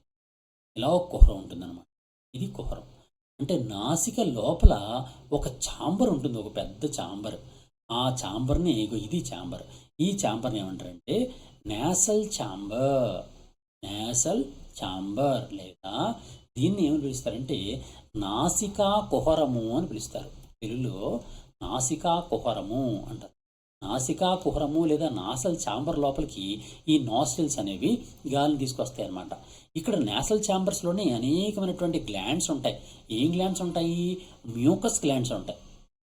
ఈ మ్యూకస్ గ్లాండ్స్ ఏం చేస్తాయంటే మ్యూకస్ని సెక్రెట్ చేస్తూ ఉంటాయి. అంటే శ్లాష్మము అనే దాన్ని సెక్రెట్ చేస్తాయి. ఎందుకు ఈ శ్లాష్మము? సాధారణంగా జలుబు వచ్చినప్పుడు ఈ ముక్కులోంచి కారిపోతూ ఉంటుంది మ్యూకస్. అది మ్యూకస్ అనేది ఎందుకు సాధారణంగా ఎందుకు ఉత్పత్తి అవుతుంది అని అంటే వేడిగా ఉన్నటువంటి ఎయిర్ ఉందనుకోండి, అంటే హాట్ ఎయిర్. మన వేసవకాలంలో గాలి పీలుస్తూ ఉంటాం. ఈ హాట్ ఎయిర్ అనేది మన ముక్కు ద్వారా మన శరీరంలోకి వెళ్ళిపోతే ఇదంతా ఆరిపోతుంది. అంటే ఆ విధంగా శరీరం ఈ ముక్కులో ఉన్నటువంటి భాగం అంతా కూడా ముడిచిపోయే అవకాశం ఉంది. అలాంటి ప్రమాదం కలగకుండా ఈ హాట్ ఎయిర్ని కూల్ చేయడం కోసమని ఈ మ్యూకస్ అనేది పనికొస్తూ ఉంటుంది అన్నమాట. ఈ విధంగా వేడిగా ఉన్నటువంటి గాలిని దాన్ని వేడిని తగ్గించి చల్లబరచడం కోసమని మ్యూకస్ గ్లాండ్స్ అనేవి మ్యూకస్ని సెక్రెట్ చేస్తూ ఉంటాయి అన్నమాట. అంతేకాకుండా ఈ గాలి ద్వారా ప్రవేశించినటువంటి చిన్న చిన్న సూక్ష్మజీవుల్ని కూడా ఆపి అక్కడితో వాటి ప్రమాదాన్ని నుంచి మన బాడీని రక్షించడానికి కూడా ఈ మ్యూకస్ అనేది ఉపయోగపడుతూ ఉంటుందన్నమాట. ఇది నేసల్ ప్యాసేజ్. Next one. దీని తర్వాత ఏమవుతుందంటే ఈ నేసల్ ఛాంబర్ అనేది గొంతు భాగంకి వస్తుంది. గొంతు భాగం ద్వారా ఒక చిన్న రంధ్రంతర గొంతులోకి ఓపెన్ అవుతుంది. ఈ గొంతు భాగం ఉంది కదండి, అంటే ఇది నోరు అనమాట. ఇక్కడ దంతాలు ఉంటాయి, ఇక్కడ నాలుగు ఉంటుంది, ఇక్కడ గొంతు ఉంటుంది. ఇది గొంతు. ఈ గొంతుని ఏమంటారంటే సాధారణంగా ఫ్యారింగ్స్ అని పిలుస్తారు. ఫ్యారింగ్స్ తెలుగులో గ్రసని అని పిలుస్తారు. అంటే నోరు కానీ నేసల్ ఛాంబర్ కానీ అంటే నోరు కానీ మన శ్వాస వ్యవస్థ కానీ 2 కూడా ఫ్యారింగ్స్ అంటే గ్రసంలో తెచ్చుకుంటూ ఉంటాయి. ఇక్కడ మెయిన్ క్వశ్చన్ వస్తుంది ఒకటి ఏంటి? జీర్ణ వ్యవస్థ మరియు శ్వాస వ్యవస్థ ఏ భాగంలో కలుస్తాయి అంటే ఫ్యారింగ్స్లో కలుస్తాయి. ఫ్యారింగ్స్ లేదా గ్రసంలోనే కలుస్తూ ఉంటాయి అన్నమాట. ఓకే. అలాగే ఈ నేసల్ ఛాంబర్లు అనేవి గొంతులోకి తెరుచుకునే దగ్గర మళ్ళీ చిన్న రంధ్రాలు 2 ఉంటాయి. వీటిని ఏమంటారంటే ఇంటర్నల్ నాస్ట్రిల్స్ అంటారు. Internal nostrils. మనకు ముక్కుకి ఉన్నటువంటి బయట ఉన్నటువంటి రంధ్రాలని నాసికా రంధ్రాలు అన్నాం కదండి. నాసికా రంధ్రాలు నాస్ట్రిల్స్ అన్నాం. అలా కాకుండా గొంతు భాగం లోపలికి నేసల్ ఛాంబర్ కలుస్తుంటుంది, ఓపెన్ అవుతుంటుంది. వాటిని ఏమంటారంటే ఇంటర్నల్ నాస్ట్రిల్స్ అంటారనమాట. ఈ విధంగా ఇంటర్నల్ నాస్ట్రిల్స్ ద్వారా ఫ్యారింగ్స్ లోపలికి ఈ నేసల్ ఛాంబర్ తెరుచుకుంటుంది. అలాగే నోరు, ఇదిగా మౌత్, ఇది మౌత్. మౌత్ ఈ మౌత్ అనేది లోపల ఏం కుహరం ఉంటుంది, ఖాళీ ప్రదేశం, దీన్ని బకల్ క్యావిటీ అంటారు. Buckle cavity. ఈ బకల్ క్యావిటీ కూడా గొంతుల భాగంలోకి అంటే ఫ్యారింగ్స్లోకే తెరుచుకుంటుంది. ఈ విధంగా బకల్ క్యావిటీ, నేసల్ ఛాంబర్స్ 2 కూడా గొంతు భాగంలో తెరుచుకుంటూ ఉంటాయి. ఈ గొంతు భాగం లోపల ప్రధానంగా ఒక గొట్టం, పెద్ద గొట్టం ఉంటుంది, ఒక ట్యూబ్ ఉంటుందన్నమాట. ఈ ట్యూబ్ అనేది ఒక పెద్దదిగా ఉన్నటువంటి లావుగా ఉండే ట్యూబ్, గట్టిగా ఉండే ట్యూబ్. ఈ ట్యూబ్ని ఏమంటారంటే ట్రాకియా అని పిలుస్తారు. ట్రాకియా లేదా తెలుగులో వాయునాళము అంటారు. వాయునాళం. ఓకే. ఈ విధంగా వాయునాళం అనేది ఎప్పుడు ఓపెన్ అవుతుంటుంది. ఈ వాయునాళానికి ముందు భాగంలో ఒక ప్రత్యేకమైనటువంటి ఒక భాగం ఉంటుందండి. ఇలా ముందు భాగంలో ఒక ప్రత్యేక భాగం ఉంటుంది. ఈ భాగం నుంచి మనకు మాటలు వస్తూ ఉంటాయి, సౌండ్ అన్నమాట. మనకు సౌండ్ బాక్స్ ఇదే. దీన్ని ఏమంటారంటే వాయిస్ బాక్స్ లేదా లారింగ్స్ అని పిలుస్తారు. లారింగ్స్ అనేది ఇక్కడ వస్తుంది అనమాట. ఇది అంటే వాయునాళానికి ప్రారంభంలో ఉన్నటువంటి భాగాన్ని లారింగ్స్ లేదా వాయిస్ బాక్స్ అని పిలుస్తారు అనమాట. స్వరపీఠిక, తెలుగులో స్వరపీఠిక అని పిలుస్తారు. స్వరపీఠిక. ఈ స్వరపేటిక భాగం నుంచే మనకు మాట్లాడుతూ ఉంటాం. ఓకే. ఈ స్వరపేటిక తర్వాత భాగం ఏంటి, ఇగో వాయునాళం. ఓకే. ఈ విధంగా వాయునాళం అనేది కింద దిగుతూ ఉంటుంది అన్నమాట. ఇది కాకుండా నోటికి సంబంధించి ఈ వాయునాళానికి పక్కనే మరొక చిన్న నాళం ఉంటుంది. ముందు చెప్పుకున్నాం మనం. ఈ నాళం ఉంటుంది, ఒక సన్నని నాళం, అంటే ఆహారం వెళ్ళే నాళం అనమాట. ఈ నాళాన్ని ఏమంటాం, ఈసోఫాగస్ లేదా ఆహార వాహిక అంటారు. ఆహార వాహిక, ఈసోఫాగస్ అని పిలుస్తారు. ఈసోఫాగస్ లేదా ఆహార వాహిక అనేది మనం లాస్ట్ క్లాస్లో చెప్పుకున్నాం డైజెస్టివ్ సిస్టమ్ గురించి. అప్పుడు ఈ ఆహార వాహిక అనేది ఎక్కడికి వెళ్తుంది, స్టమక్లోకి వెళ్ళిపోతూ ఉంటుంది అనమాట. ఇది ప్రత్యేకమైనటువంటి వ్యవస్థ, దాన్ని డైజెస్టివ్ సిస్టమ్ అంటారని చెప్పుకున్నాం. ఇప్పుడు మనం రెస్పిరేటరీ సిస్టమ్ చెప్తున్నాం కాబట్టి దీని గురించి చెప్పట్లే. ఇది ఇక్కడ ఇంకో పాయింట్ చెప్తాను. ఏంటి అంటే ఈ ఆహార వాహికలోకి వెళ్తున్నటువంటి ఆహారం అనేది వాయునాళం లోపలికి రాకుండా ఇక్కడ ప్రత్యేకమైనటువంటి ఒక మూత్రాంటి భాగం ఉంటుంది. ఆ మూత్రాంటి భాగాన్ని ఏమని పిలుస్తారంటే ఎపిగ్లాటిస్ అని పిలుస్తారు. ఎపిగ్లాటిస్ లేదా ఉపజిహ్విక, కొండ నాలుక. ఉపజిహ్విక లేదా కొండ నాలుక అని దీన్ని పిలుస్తారు. ఆ విధంగా ఉపజిహ్విక ద్వారా వాయునాళం లోపలికి ఆహార పదార్థాలు రాకుండా కాపాడబడుతూ ఉంటాయన్నమాట. నెక్స్ట్ ఇప్పుడు ట్రాకియా దగ్గర రండి. ట్రాకియా అనేది గొంతు భాగం నుంచి అంటే ఫ్యారింగ్స్ దగ్గర నుంచి మన గొంతు ద్వారా, నెక్క ద్వారా, మెడ ద్వారా కిందకి చేసి మన చెస్ట్లోకి వస్తుంది. ఇది అనుకోండి. ఈ నెక్క ద్వారా మనకు చెస్ట్, ఛాతీ, ఇది ఛాతీ, ఛాతీ భాగం. ఈ ఛాతీ భాగంలోకి వస్తుందండి. భాగంలోకి వచ్చి ఛాతీ భాగం లోపల ఇది 2గా చీలిపోతుంది, భాగంగా విడిపోతుంది అనమాట. విడిపోయి 2 నాళాల కింద మారుతుంది. ఈ టూ ట్యూబ్స్ అనమాట. ఈ 2 నాళాలను ఏమంటారంటే బ్రాంకై అని పిలుస్తారు. సరే, బ్రాంకై. ఓకే. శ్వాసనాళము అంటారు తెలుగులో. శ్వాసనాళము. మనకి ఏమైంది, ట్రాకియా అనేది, ఇప్పుడు ట్రాకియా ఉంది కదండి ఇక్కడ, ఈ ట్రాకియా అనేది ఛాతీ భాగంలో దిగి 2 నాళాలకి విడిపోయింది అనమాట. ఆ 2 నాళాలని ఏమని పిలుస్తారంటే బ్రాంకై లేదా శ్వాసనాళము అంటారు. ప్రతి శ్వాసనాళం కూడా అనేకమైనటువంటి సన్నని నాళకి విడిపోతుంది. మరి ప్రతి సన్న నాళకి విడిపోతుంది. ప్రతి సన్న నాళం కూడా ఆ వైపు ఉన్నటువంటి ఒక చిన్న గదిలోకి తెరుచుకుంటుంది. ఊపిరితిత్తు లోపల అనేకమైనటువంటి చిన్న గదులు ఉంటాయి. ఆ చిన్న గదుల లోపలికి ఇది తెరుచుకుంటూ ఉంటుంది అనమాట. ఇది మొత్తం నేను మళ్ళీ చూపిస్తాను. ఇది జస్ట్ రఫ్ డయాగ్రామ్ మాత్రమే వేస్తున్నాను. ఈ విధంగా లోపల అనేకమైనటువంటి చిన్న గదులు ఉంటాయి ఊపిరితిత్తు లోపల. ఆ గదుల లోపలికి ఇవన్నీ కూడా అనేకమైనటువంటి సన్న నాళాలన్నీ కూడా తెలుసుకుంటూ ఉంటాయి. ఆ సన్నటి నాళాలను ఏమని పిలుస్తారంటే బ్రాంకియోల్స్ లేదా శ్వాస నాళికలు అని పిలుస్తారు. బ్రాంకై అనేది బ్రాంకియోల్స్గా మారుతుంది. బ్రాంకియోల్స్ లేదా శ్వాస నాళికలు. నాళికలు అనే భాగాలుగా మారిపోయి ప్రతి శ్వాసనాళిక కూడా ఆ వైపు ఉన్నటువంటి ఒక గదిలో తెరుచుకుంటుంది గాలి గదిలోకి. ఆ గాలి గదిని ఏమంటారంటే ఆల్వియోలై అని పిలుస్తారు. ఆల్వియోలై వాయుగోణి అంటారు తెలుగులో. వాయుగోణి లేదా ఆల్వియోలై. ఈ ఆల్వియోలైలోకి తెరుచుకుంటూ ఉంటుంది అనమాట. ఈ విధంగా ప్రతి మనిషిలో కూడా ప్రత్యేకంగా శ్వాస వ్యవస్థ ఉంటుందన్నమాట. ఇదంతా కలిపి ఇది ఊపిరితిత్తు అనమాట. ఇలా ఒక ఊపిరితిత్తు అనేది తెరుచుకుంటూ ఉంటుందన్నమాట. ఈ విధంగా ప్రతి శ్వాసనాళం కూడా ఒక ఊపిరితిత్తు లోపలికి చేరుకొని ప్రతి శ్వాసనాళం కూడా శ్వాసనాళికల కింద ఏర్పడి ప్రతి శ్వాసనాళిక కూడా ఆ ఊపిరితిత్తు లోపలటువంటి గదులైనటువంటి ఆల్వియోలై లోపలికి ప్రయాణం చేస్తూ ఉంటాయి అన్నమాట. ఇప్పుడు మళ్ళీ నెక్స్ట్ స్టెప్లోకి వెళ్దాం. ఇప్పుడు నెక్స్ట్ స్టెప్ ఏంటంటే ఇది నేసల్ పాసేజ్. ఇప్పుడు ఒక్కొక్క దాని నుంచి చెప్పుకుంటున్నాం. నాసిక్ ఉంది కదండి, ముక్కు. ఆ ముక్కు లోపల ఉన్నటువంటి కుహరం ఇగో ఈ విధంగా ఉంటుంది. ఇగో ఇది నాసిక. ఇది నాసిక, నోస్. నోస్. ఈ నాసిక్ ఉండే ఈ రంధ్రాన్ని నాస్ట్రిల్ అని పిలుస్తారు. నాస్ట్రిల్ లేదా నాసికా రంధ్రము అంటారు. ముక్కుకున్నటువంటి రంధ్రమే నాసికా రంధ్రం. 2 రంధ్రాలు ఉంటాయి. ఈ 2 రంధ్రాలు కూడా లోపలికి తెరుచుకున్నాయి. ఇది నేసల్ ఛాంబర్. ఈ నేసల్ ఛాంబర్ లోపల అనేకమైనటువంటి మ్యూకస్ గ్లాండ్స్ ఉంటాయి. ఇదంతా కూడా ఇక్కడ గొంతు భాగంలో తెరుచుకుంటుంది. ఇక్కడ గొంతు అనమాట. ఈ గొంతు భాగం ఇక్కడ తెరుచుకుంది కదా, దీన్ని ఇంటర్నల్ నాస్ట్రిల్స్ అంటారు. ఈ ఇంటర్నల్ నాస్ట్రిల్స్ ద్వారా మళ్ళీ మన గ్లాసుల లోపలికి తెరుచుకుంటూ ఉంటుంది అనమాట. ఇక్కడ చూడండి, నేసల్ ప్యాసేజ్ నుంచి మనం గుర్తుంచుకోవాల్సిన పాయింట్స్ ఏంటంటే it's main function is to related to sniffing. Its inner cavity is aligned with the mucous membrane. This prevents the particles of dust, bacteria, or other small organisms from entering into the body. It makes the air wet entering into the body and equalizes it with the temperature of the body. ఈ విధంగా ముక్కు లోపల ఉన్నటువంటి ఆ mucus glands ఏం పని చేస్తాయి? వేడిగా ఉన్నటువంటి గాలిని చల్లబరచడానికి పనికొస్తూ ఉంటాయి. అంతేకాకుండా డస్ట్ పార్టికల్స్ కానీ, బ్యాక్టీరియాలు కానీ, లేదా స్మాల్ ఆర్గానిజమ్స్ కానీ బాడీలోకి వెళ్ళిపోకుండా, ముక్కు ద్వారా లోపలికి వెళ్ళిపోకుండా కాపాడుతూ ఉంటాయి అన్నమాట. అది నేసల్ ఛాంబర్ గురించి. Next pharynx. చూడండి, ఇది గొంతు. ఈ భాగంలోకి వచ్చాం మనం. గొంతు. ఈ గొంతు భాగం లోపలికి చూడండి, నేసల్ ఛాంబర్ అనేది ఇగో ఇలా ఓపెన్ అయింది. అలాగే మన బక్కల్ క్యావిటీ, నోట్లో ఉన్నటువంటి కోరం, బక్కల్ క్యావిటీ, ఈ 2 కూడా ఇక్కడ ఓపెన్ అవుతాయి. దీన్నే మనకు ఫారింగ్స్ అని పిలుస్తారు అన్నమాట. ఫారింగ్స్ అని పిలుస్తారు. ఇక మనం గుర్తుంచుకోవాల్సిన పాయింట్ ఏంటంటే డైజెస్టివ్ సిస్టమ్ కానీ, అంటే ఆహారం అనేది నోటి ద్వారా లోపలికి వెళ్తుంది కదా, ఇది డైజెస్టివ్ ట్రాక్. ఈ డైజెస్టివ్ సిస్టమ్ కానీ, నేసల్ సిస్టమ్ కానీ, అంటే రెస్పిరేటరీ సిస్టమ్ కానీ, ఈ డైజెస్టివ్ సిస్టము, రెస్పిరేటరీ సిస్టము 2 కలుస్తున్నటువంటి భాగం ఏది అంటే ఫారింగ్స్. ఇది మనం గుర్తుంచుకోవాల్సినటువంటి ప్రధానమైనటువంటి పాయింట్. నెక్స్ట్, ఇప్పుడు మనం ఏం చేస్తాము? గొంతు భాగంలో ట్రాకియాకు ముందు భాగం ఉన్నటువంటి లారింగ్స్ దగ్గరికి వచ్చాం. లారింగ్స్ అంటే స్వరపేటిక. తెలుగులో ఏమంటామంటే దీన్ని స్వరపేటిక అని పిలుస్తారు. స్వరపేటిక లేదా లారింగ్స్.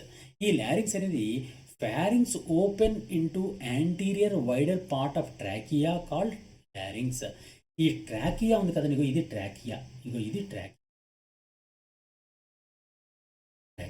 ఈ ట్రాకియాకి ముందు పార్టే, దీనికన్నా ముందున్నటువంటి పార్ట్నే మనం లారింగ్స్ అని పిలుస్తాము. The opening is called as glottis.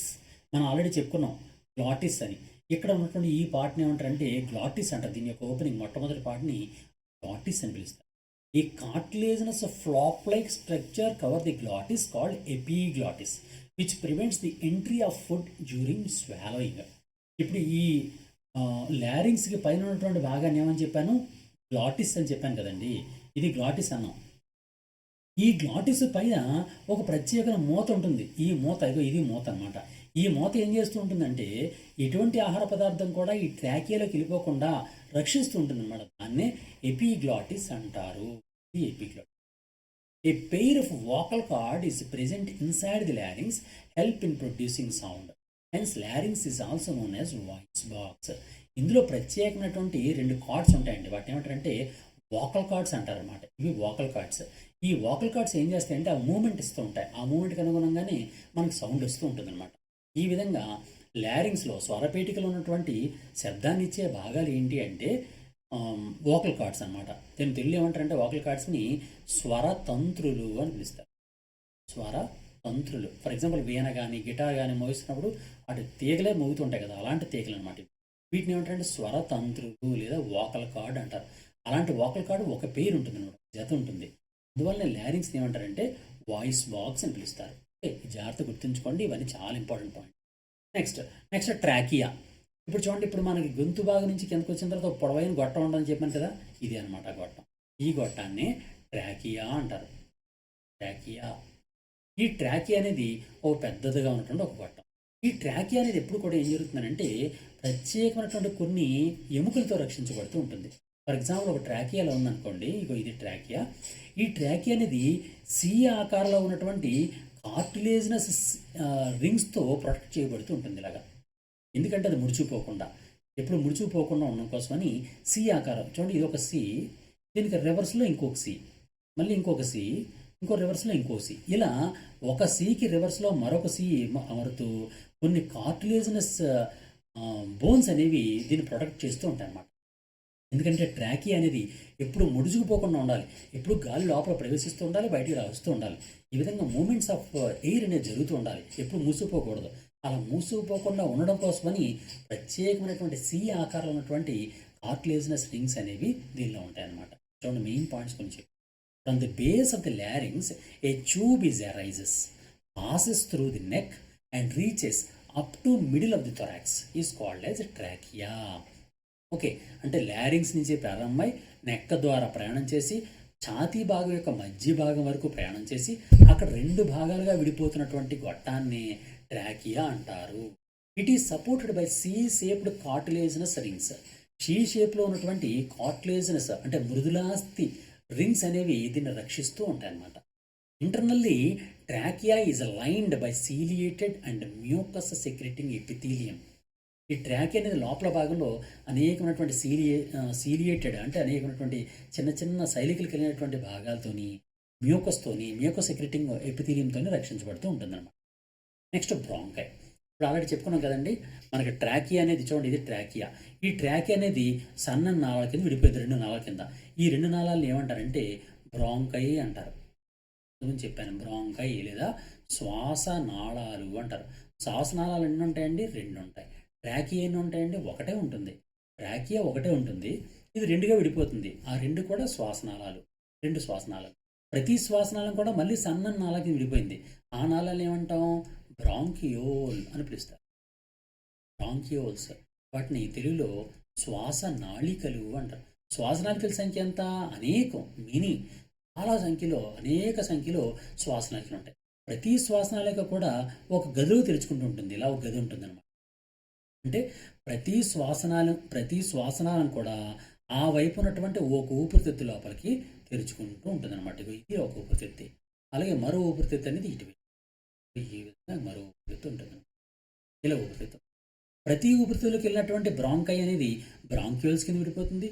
బ్రాంక్యూల్స్ అనేవి ఆ వైపు ఉన్నటువంటి ఒక గదులు లాంటి భాగాల్లోకి, ఊపిరితిత్తు లోపల అనేకమైనటువంటి గదులు ఉంటాయి, చిన్న గదులు, బోల్డెన్ గదులు. ఈ గదుల లోపల తెరుచుకుంటుంది. ఈ గదులు ఏమంటారంటే ఆల్వియోలై అని పిలుస్తారు, లేదా వాయుగోనులు లేదా ఆల్వియోలై అని పిలుస్తారు. ఈ విధంగా ఆక్సిజన్ అనేది అంటే రవాణా అనేది జరుగుతూ ఉంటుంది. దీని నిర్మాణం ఈ విధంగా ఉంటుందన్నమాట. ఓకే, ఇక్కడ చూడండి, మళ్ళీ బ్రాంకై గురించి చెప్తున్నాను. ఇది thoracic region trachea divides into 2 branches called bronchi. ఇంతకుముందు చెప్పాం కదండి, థొరాక్స్ రీజియన్లో, ఉరక్కుహరంలో, ఛాతీ భాగంలో ఇది రెండుగా చీలిపోయింది. వాటినే బ్రాంకై లేదా శ్వాసనాళాలు అన్నాం. రెండు శ్వాసనాళాల కింద దిగిపోతుంది. Each bronchus enter into the lung of its own side. ఆ బ్రాంకస్ ఎక్కడికి వెళ్తుంది? ఆ వైపు ఉన్నటువంటి, ఇప్పుడు చూడండి, మనం అంతమందికి వేసుకున్నటువంటి డయాగ్రామ్ మళ్ళీ వేసుకుందాం. ట్రాకియా రెండుగా చీలిపోయింది, రెండు బ్రాంకై అయింది. ఇవి బ్రాంకై. ఈ బ్రాంకై ఆ వైపు ఉన్నటువంటి ఊపిరితిత్తులోకి ఇలా తెరుచుకుంటుంది అనమాట. ఈ వైపు ఉన్నటువంటి ఊపిరితిత్తులకి ఇది తెరుచుకుంటుంది, ఈ వైపు ఉన్నటువంటి ఊపిరితిత్తులకి ఇది తెరుచుకుంటుంది. ఈ విధంగా ఉంటాయి. ఇవి లంగ్స్ అనమాట. లంగ్స్. ఓకే, ఇప్పుడు ఈ బ్రాంకై వచ్చింది కదండి, ఈ బ్రాంకై మళ్ళీ విడిపోతుంది, అనేకమైనటువంటి నాళాల కింద విడిపోతుంది. ప్రతి నాళాన్ని ఏమంటాం? బ్రాంకియోల్ అని పిలుస్తారు. ఈ విధంగా bronchiole. After entering into the lung, bronchus of each side divide and redivide into very fine tubes called as bronchioles. శ్వాస నాళికలు అనే వాటి కింద ఇది విడిపోతుంది అనమాట. ఈ విధంగా శ్వాసనాళం అనేది శ్వాసనాళికల కింద విడిపోతుంది. Finally bronchioles give rise alveoli or alveolar sac. ఈ ప్రతి బ్రాంకియోలు కూడా ఆ వైపు ఉన్నటువంటి గదిలోకి తెరుచుకుంటూ ఉంటుంది. అనేక చిన్న చిన్న గదులు ఉంటాయి. అవే ఈ గదులు. రెండు గదులు ఉన్నాయి కదా, చిన్న చిన్న గదులు. ప్రతి గదిలోకి కూడా ఒక బ్రాంకియోల్ అనేది చేరిపోతూ ఉంటుందన్నమాట. ఆ విధంగా ఆ చిన్న చిన్న గదుల్ని ఏమని పిలుస్తారంటే ఆల్వియోలై అని పిలుస్తారు. ఆల్వియోలై అంటే ఇది కట్ చేస్తే ఇక ఇలా కనిపిస్తుంది. ఇది ఆల్వియోలై. ఆల్వియోలై దీన్నే వాయుగోనులు అంటారు. ఆల్వియోలార్ శాక్ లేదా ఆల్వియోలై, దీన్నే వాయుగోని అని పిలుస్తారు.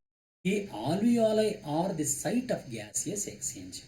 ఇక్కడ ఆల్వియోలైలోనే గాలి అనేది వాయు మార్పిడి జరుగుతుంటుంది. ఎలా జరుగుతుంది? ఇక్కడికి రక్తం వస్తుంది అనమాట.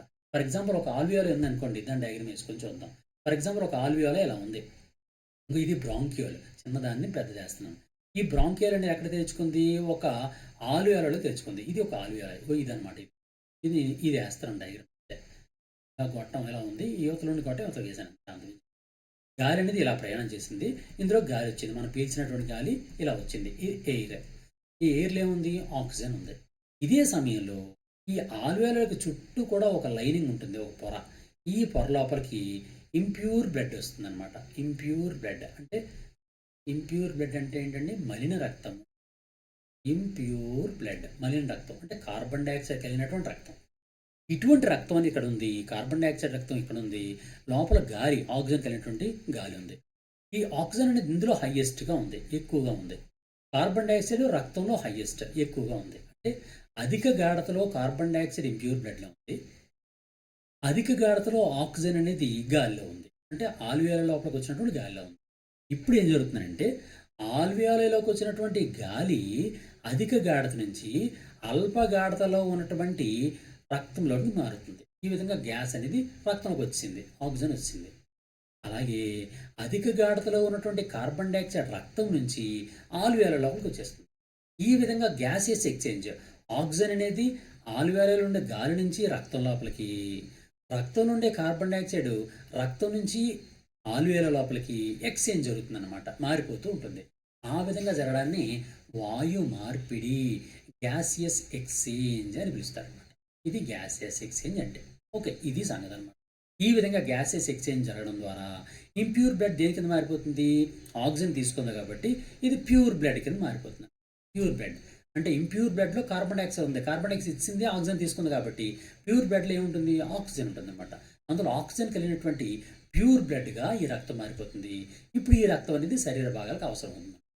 ఈ విధంగా మన శరీరం లోపల ఊపిరితిత్తుల్లో అంటే శ్వాస వ్యవస్థలో వాయు మార్పిడి అనేది జరుగుతూ ఉంటుంది అనమాట. ఇప్పుడు మళ్ళీ ఒకసారి లంగ్స్ గురించి మాట్లాడుకుందాం. Lungs are the primary organs of respiration in human beings and other vertebrates. ప్రధానమైనటువంటి భాగాలు రెస్పిరేషన్లో. There is a pair of lungs in the thoracic cavity. Its colour is pink, red and looks like sponge. Right lung is larger in comparison to the left lung. ఇది చాలా చాలా important అండి. మన lungs రెండు ఉంటాయని చెప్పుకున్నాం కదా, రెండు లంగ్స్లో కూడా రైట్ లంగ్, కుడివైపు ఉన్నటువంటి ఊపిరితిత్తు అనేది ఎడం వైపు ఉన్న ఊపిరితిత్తు కన్నా కొంచెం పెద్దదిగా ఉంటుంది. అది మాత్రం జాగ్రత్త గుర్తుంచుకోండి. రైట్ లంగ్ ఏది పెద్దది ఉంటుందండి? రైట్ లంగ్ పెద్దదిగా ఉంటుంది. అంటే కుడి ఊపిరితిత్తు అనేది పెద్దదిగా ఉంటుంది ఎడమ ఊపిరితిత్తు కన్నా అనే పాయింట్ మాత్రం కంపల్సరీ గుర్తుంచుకోండి. అలాగే మరొక ఇంపార్టెంట్ పాయింట్ ఏంటి అంటే each lung is surrounded by a membrane which is called as pleural membrane. ఊపిరితిత్తుల చుట్టూ కూడా ఒక సన్నటి పొర దీన్ని ఆవరించి ఉంటుంది అనమాట. ఆ పొరని ఏమంటారంటే ప్లూరల్ మెంబ్రేన్ అని పిలుస్తారు. ప్లూరల్ త్వచము అని పిలుస్తారు. ప్లూరల్ మెంబ్రేన్ లేదా ప్లూరల్ త్వచము అని పిలుస్తారు. There is a network of blood capillaries. Here oxygen enters into the blood and carbon dioxide released out from the blood. ఈ ఊపిరితిత్తుల్లోనే ఆక్సిజన్ అనేది రక్తంలోకి వెళ్ళడం, కార్బన్ డైఆక్సైడ్ అనేది బయటికి పంపించడం జరుగుతూ ఉంటుంది. ఓకే, ఇప్పటి వరకు ఏం చెప్పుకున్నాం అంటే దాని స్ట్రక్చర్ చెప్పుకున్నాం. అంటే రెస్పిరేషన్ అనే దాన్ని ఏ విధంగా శ్వాసక్రియ జరుగుతుంది అని చెప్పుకున్నాం. ఇప్పుడు మనం దాని నిర్మాణం చెప్పుకున్నాం ఇప్పుడు వరకు. ఇప్పుడు ఏంటి హౌ ది వర్కింగ్ మెకానిజం ఏంటి అనేది ఒకసారి నేర్చుకుందాం. The process of respiration can be divide into 4 parts. అంటే ఈ రెస్పిరేషన్ ప్రాసెస్ని 4 భాగాలుగా చేస్తారు. ఏంటంటే ఎక్స్టర్నల్ రెస్పిరేషన్, రెండోది ట్రాన్స్పోర్టేషన్ ఆఫ్ గ్యాసెస్, మూడోది ఇంటర్నల్ రెస్పిరేషన్, నాలుగోది సెల్యులార్ రెస్పిరేషన్ అని 4 భాగాల కింద మాట్లాడుకుందాం. ఫస్ట్ది ఏంటి అంటే ఎక్స్టర్నల్ రెస్పిరేషన్. ఎక్స్టర్నల్ రెస్పిరేషన్ అంటే మనం ఆల్రెడీ చెప్పుకున్నాం కదండి, ఊపిరితిత్తులు అంటే ముక్కు ఇలా ఉంది కదా, ఈ ముక్కు భాగం నుంచి ముక్కు భాగం నుంచి గాలి అనేది ఊపిరితిత్తులకి ప్రయాణం చేయడం, ఈ విధంగా ప్రయాణం చేయడం. గొంతు భాగాన రావడం, గొంతు భాగం నుంచి ట్రాకియా రావడం, ట్రాకియాలోకి బ్రాంకైలోకి రావడం, బ్రాంకై నుంచి ఊపిరితిత్తులోకి రావడం. ఈ విధంగా రావడం అంతటి ఏమంటారు? ఎక్స్టర్నల్ రెస్పిరేషన్ అంటారు. బాహ్య శ్వాసక్రియ అని పిలుస్తాం. ఈ బాహ్య శ్వాసక్రియ ద్వారా ఏం జరిగింది? ఈ గ్యాస్ అనేది తిన్నగా ఊపిరితిత్తులకు వచ్చింది. ఊపిరితిత్తుల లోపల ఉన్నటువంటి ఆల్వియోలే లోపలికి వచ్చింది. ఈ ఆల్వియోలే లోపల ఏం జరుగుతుంది? ట్రాన్స్పోర్టేషన్ ఆఫ్ గ్యాసెస్ జరిగింది. మనం చెప్పుకున్నాం కదా, ఆక్సిజన్ అనేది రక్తంలోకి రావడం, కార్బన్ డైఆక్సైడ్ అనేది మళ్ళీ ఆల్వియోలో రావడం. ఆ విధంగా ట్రాన్స్పోర్ట్ ఆఫ్ గ్యాసెస్ అనేది జరుగుతూ ఉంటుంది. ఇప్పుడు ఒక్కొక్క స్టెప్ గురించి చెప్పుకుంటూ వెళ్దాం. ఫస్ట్ స్టెప్ ఏంటి అంటే ఎక్స్టర్నల్ రెస్పిరేషన్. ఎక్స్టర్నల్ రెస్పిరేషన్ ఏంటో చూద్దాం. This is divide into 2 parts. External respiration అనేది 2 భాగాలుగా ఉంటుంది. ఫస్ట్ దాన్ని ఏమంటామంటే బ్రీతింగ్ అంటాం. అంటే శ్వాస తీసుకోవడము, విడిచిపెట్టడం. ఇది బ్రీతింగ్, శ్వాసక్రియ అన్నమాట. ఈ బ్రీతింగ్ అంటే ఏంటి అంటే in lungs air is taken and given out at a certain rate which is called breathing. The number of times a person breathes అంటే inhalation and exhalation in a minute is termed as breathing rate. The normal respiratory rates for healthy adults is between 12 to 20 breaths per minute. Normal respiratory rates for older patients are 12 to 18 breaths per minute.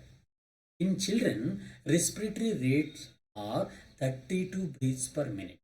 Okay, ఇక్కడ ఒక point మీకు చెప్తాను. సాధారణంగా ఏంటంటే గాలిని లోపలికి తీసుకోవడం, గాలి విడిచిపెట్టడం, దీన్నే బ్రీతింగ్ అంటాం. తెలుసు కదండి, శ్వాస తీసుకోవడం అని అంటాం. ఈ శ్వాస తీసుకోవడంలో 2 భాగాలు ఉంటాయి. ఒకటి ఇన్హలేషన్ ఉంటుంది, ఒకటి ఎక్సలేషన్ ఉంటుంది. ఇన్హలేషన్ అంటే గాలి పీల్చుకోవడం, ఉచ్ఛ్వాసము అంటాం. గాలి విడిచిపెట్టడం నిశ్వాసము అంటాం. ఈ ఉచ్ఛ్వాసము నిశ్వాసము, ఒక నిశ్వాసము ఒక ఉచ్ఛ్వాసము, ఇలా 1 నిమిషంలో ఎన్నైతే జరుగుతాయో దాన్ని బ్రీతింగ్ రేట్ అని పిలుస్తారు.